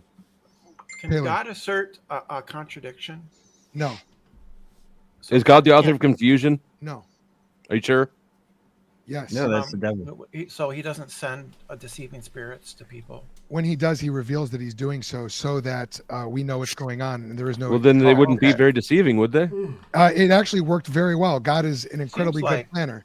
It seems like if I tell you I'm lying, that doesn't really excuse my lying. That's exactly what happened. God did not lie. God sent a spirit. Well, give me the chapter and Yeah. verse for what you're talking Well, about. I mean, but the spirits You want are me to go doing Bible God's study? will. That's right. They are doing God's will, and exactly God what wants God wanted, them to lie. exactly what God wanted to happen had happened. If King Ahab had listened to the true prophet who had demonstrated himself to be a true prophet, instead of choosing lies, instead of choosing the obviously false worldview, he would have lived. So that's a great First premise was no, we don't know. It was that God is the we know you don't know, Phil. necessary. You're paying attention. It's the premise. We is don't. that I don't God know is what the this person is necessary thinking of when they're precondition. like, Could you pipe down maybe a little bit? Let other people Well, talk, I don't know why. Your words aren't valuable. You're just soapboxing with cheap gotchas. Hold on, Christians. It's Let me not a get this. cheap gotcha. It's very simple. God is the necessary precondition to knowledge, right? That's the whole prompt. That's not the first premise. That's a premise. That's a premise. That's a first premise. Syllogisms have premise. Ask your question. Conclusion. I do want to apologize. Asking you, you're not a theist. So the question is, what is the justification for your first premise? That's not our premise. Did you just ask them to do the whole debate over again? No, I want them to give me the justification for their first. You're premise, actually which is- fucking retarded. Yeah. Yeah, that's not a reply. It is. It's a perfect not. reply. Yeah, and How it's is coming the from someone that justification- disagrees with us. How do you justify your claim that God is a necessary precondition for knowledge? I think that we can all agree that God has revealed to all of us, even the atheists here today, that you are retarded. Next question. Yeah. Insults and abuse are not a reply. I Right? haven't begun to start abusing you yet. I don't care. So the point is, what is your justification? Well, what did we say in the debate? Otherwise, your argument fails. Oh, thank you. That's why we had a debate. Yeah. What is your justification for premise one? What did we say in the debate? It's not our premise one. I don't recall. Maybe you could fill me in. That's a great song. Shout out Lil Woody. I don't recall. Yeah, we're not going to relitigate the entire Yeah, debate. What is your premise? What is You're the justification? you're It either seems like here a or you fair- aren't. We're like, See, we're not praise gonna, God. Seems Shut like up a for a second. fair- We're not gonna keep like rehashing what they've already stated. The point is to watch the whole debate, Okay. hear what they say, and then come up and actually challenge the Okay, prompt. Craig- And hold on a second, please. Jeremiah with the Big 10 says these are the 2 lowest IQ atheists Joel and Alex have ever debated. I've seen seething. randos. I've seen randos on TikTok give them tougher competition, though the debate did get better when Craig stopped talking. That's not Well, very come nice. up here, Jeremiah, and homs. come taste this atheist dick. Ad homs and That's Jeremiah, just maybe cope these against folks me not- as are not normal. confident. All right, Brenda, I think you need to go backstage and learn how like ad homs here are okay. You'll survive. Get over it. We don't appreciate. We hope you don't thin survive, though. skin. If you don't survive, we're okay with that as well. I'm not okay with that. I want That's a that little person to have harsh. eternal life. I just for the record, let the record show. I'm okay with it. He's okay. Impossibilities are giving a contradiction. I've not seen the contradiction on phenomenal conservatism yet. Can you show me that so you can give the impossibility to the contrary to justify your argument? I'm not very familiar with phenomenal conservatism. You're going to have to talk about one of the premises for it or one of the Sure, I can, tenets of give it, you, and we'll I can try describe it to you really quickly. Phenomenal conservatism gives you Phenomenal knowledge. conservatism. Phenomenal Phenomenal conservatism is a justificatory theory. It doesn't give you knowledge, Alex. Again, I'm talking to the smarter half here. Grid one, send me $100 and I'll get her to do it. Again. I would have a conversation with you, but you're just an idiot. I don't want to have a conversation with you on this because it's a little bit too above what you can handle. Oh, that's why I'm Corey, talking to come the on, smart man. one. Look. But you want to debate me. So why do you want to if debate I'm talking retards? to you about a Is it a portion fetish of of yours something. to beat up on retards? Yes, Corey, it is. I love oh. beating up on retards. This is but widely you're known running by now, me. right? If your You can ask world, anyone It is fun. in these spaces. It's a lot of fun. if your world, Craig, you know nothing about that. Get serious. Corinth, Beating up on if retards, your I know a lot about that. worldview- Don't worry. Oh, very good, Craig. Very good. Been doing it this retard whole by debate, weight. for What is instance. it? All right, liberalness of Corin, the you got 10 more minutes backstage, and I'm going to go ahead and wait. Grid one wants to Boy, pop they up, really so don't want to hear Corinth. They don't No, want to I hear don't. Corin. I have a possible debate upcoming with Corin. That'll be fun. He's really annoying. I'll respond to that. Look, if Corinth wants to come in here and talk about an epistemological theory or justificatory theory that doesn't lead to knowledge, that has nothing to do with this debate. The purpose of this debate is to talk about, is God necessary for knowledge? That's what we've been talking about. And so if he wants to come up and talk about a theory of justification that doesn't actually justify That doesn't give knowledge. beliefs, that doesn't actually lead to knowledge, that's completely immaterial and it's totally irrelevant. That's why I was trying to figure out what the heck he's talking about, but it sounds like he's trying to do what I call philosophy shaming, which is when you throw out a theory with a lot of syllables and you try to say, if you don't know what this is, you're an idiot. Now, he did try to unpack it a little bit for us, but when he unpacked it, he revealed that it had nothing to do with our debate anyway. So, Corinth, maybe come up with something. Yeah, I can explain to you how it's relevant to the debate. Now, your team proposed JTB as the knowledge theory. This is a justificatory theory, as in it's explaining the justification part of JTB. It doesn't itself lead you to knowledge, but it's a part of knowledge. Do you know what necessary versus sufficient conditions are, Joel? I think so. Yeah. Why don't you This is explain a it? necessary condition. Okay. You need to have justification. Now, that's not in and of itself sufficient. Yes, You having okay. justification for a belief doesn't mean it's knowledge. Great. So when your stupid teammate over here is saying, well, does this Shut up. itself give you knowledge? Don't That's you why say I'm that about calling him Alex. stupid. Can He we doesn't turn this understand debate the into a difference boxing between match? it, Joel. You and Alex, I keep the understand the brakes off difference. tomorrow. That'll be He fun. We can do doesn't. better than that. Yes. All right, Corinth, what's your question, man? What's the impossibility? And your team affirmed that impossibilities are contradictions on phenomenal conservatism the as a contradiction. part of Grid JTB. one, Which is where what you're saying gay needs to pros be did you get that falsified hat for the- from? For the certainty theory to Got it from Walmart, bro. Does your okay. justificatory theory ground Do you want on one? laws of logic? Yeah. Do you have another one? But justificatory Probably. theories aren't I would required to take ground one. the law of logic. Certainty doesn't ground the laws of logic. This We is could a wear sunglasses non-sequitur. and our matching I gay don't pride say hats. certainty This grounds is the a laws of non-sequitur. logic. The laws of logic are presupposed. Yeah, that's why saying do these justificatory theories ground the laws of logic is a non sequitur. I don't understand why you're asking, does this do this thing? Well, because logic is necessary for truth, which is necessary for justified true belief. It is, but that doesn't mean any given part of knowledge has to be able to justify those laws of logic. So your question is there another way to justify a belief other than what we presented?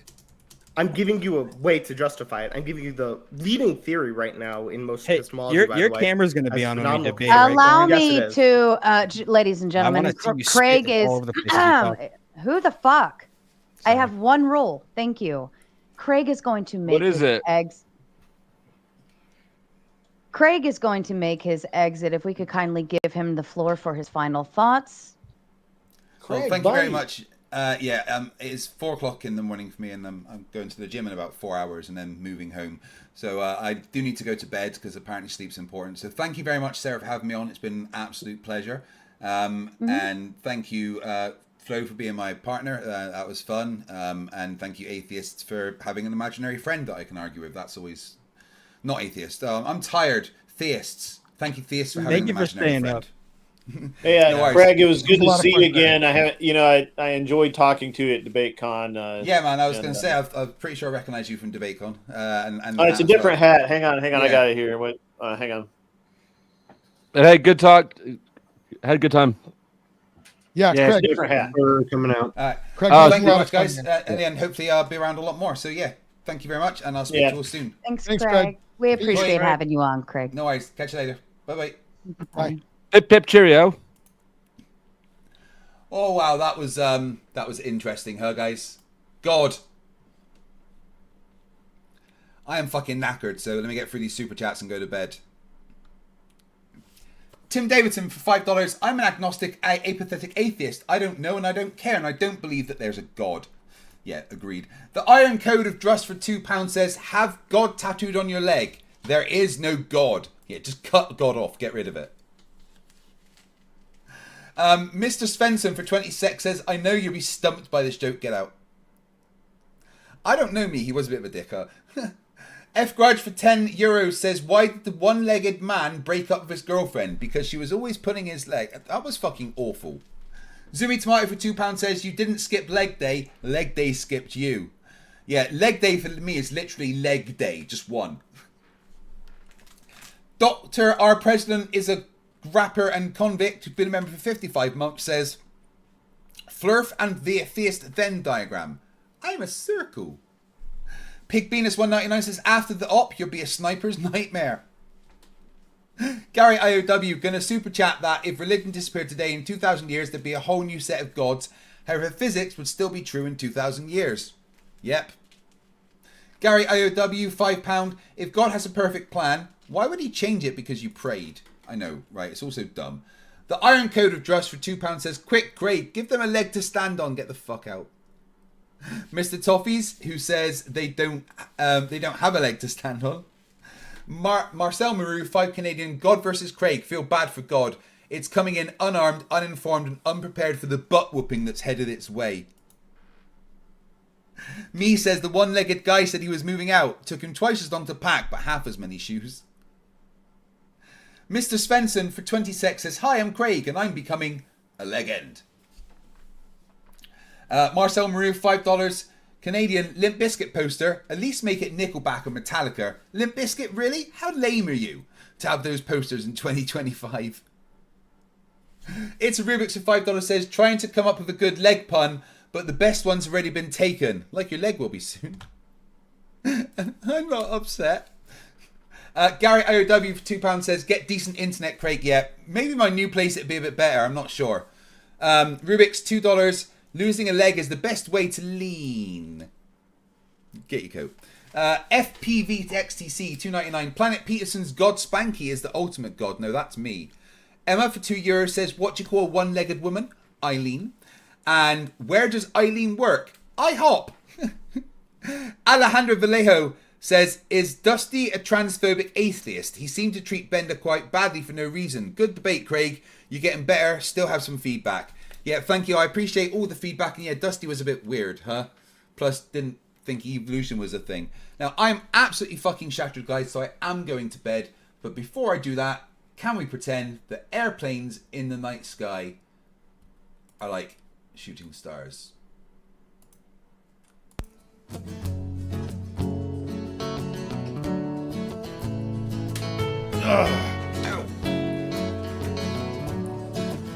Can we pretend that airplanes in the night sky are like shooting stars? Should be wishing for a brain right now, brain right now, brain right now. Good morning. These words come with a storm warning. Better batten down the hatches, grab some matches and brace yourself for a long day of misery. YouTube has given me the power to reach up into the sky and show you all that we live on the ball. I bring you science that's comprehensible. Your view is indefensible. You're reprehensible. Go on, Mr. Sensible. When I was young, I never thought I would be here to see this. A pile of random nonsense dressed up as bullshit. Your ignorance will be the death of us all, like running head first full speed into a wall.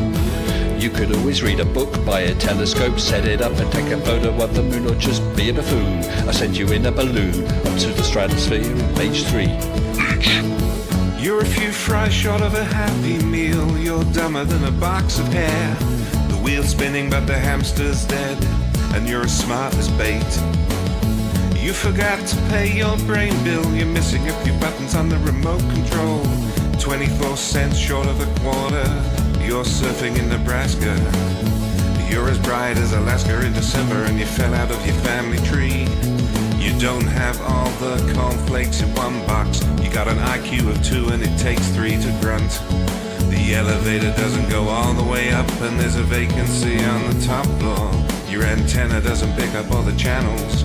You're several nuts short of a You're Mr. fruitcake. Sensible, calm down, don't go too hard. You don't need to hustle burying Flerfs in your backyard. You're a man of science, poise and grace. Mates who did everything to wipe the grins off the face. So Nathan, get away from those kids. The world is not flat and it doesn't have a lid. Recognize the differences between the textbook and the Bible and control yourself. Lay off your slander and your lies. You're a bunch of knobs poisoning the well of the youth, spreading lies that you like to claim as knowledge and truth. Stop spreading fresh bullshit like the butter on your bread. Maybe a musical assault knock some sense into your head. I hope one day you'll hear these lyrics and smile, and you realize you used to be a 40-year-old child. Now it's time to wake up, open your eyes and see, and acknowledge the existence of. You're a few clowns short of a circus. Your phone is off the hook. Your sewing machine is out of thread. You're all foam and no beer. You don't have all your dogs on one leash. An intellect rivaled only by garden tools. There's no grain in your silo, and your skylight leaks a little. Your belt doesn't go through all the loops. You couldn't pour water out of a boot without instructions on the heel. Your slinky's kinked, and you're proof that evolution can work in reverse. A few feathers short of a whole duck, one fruit loop short of a full bowl. Airplanes in the night sky are like shooting stars. Should be wishing for a brain right now, brain right now, brain right now. Can we pretend that airplanes in the night sky are like shooting stars?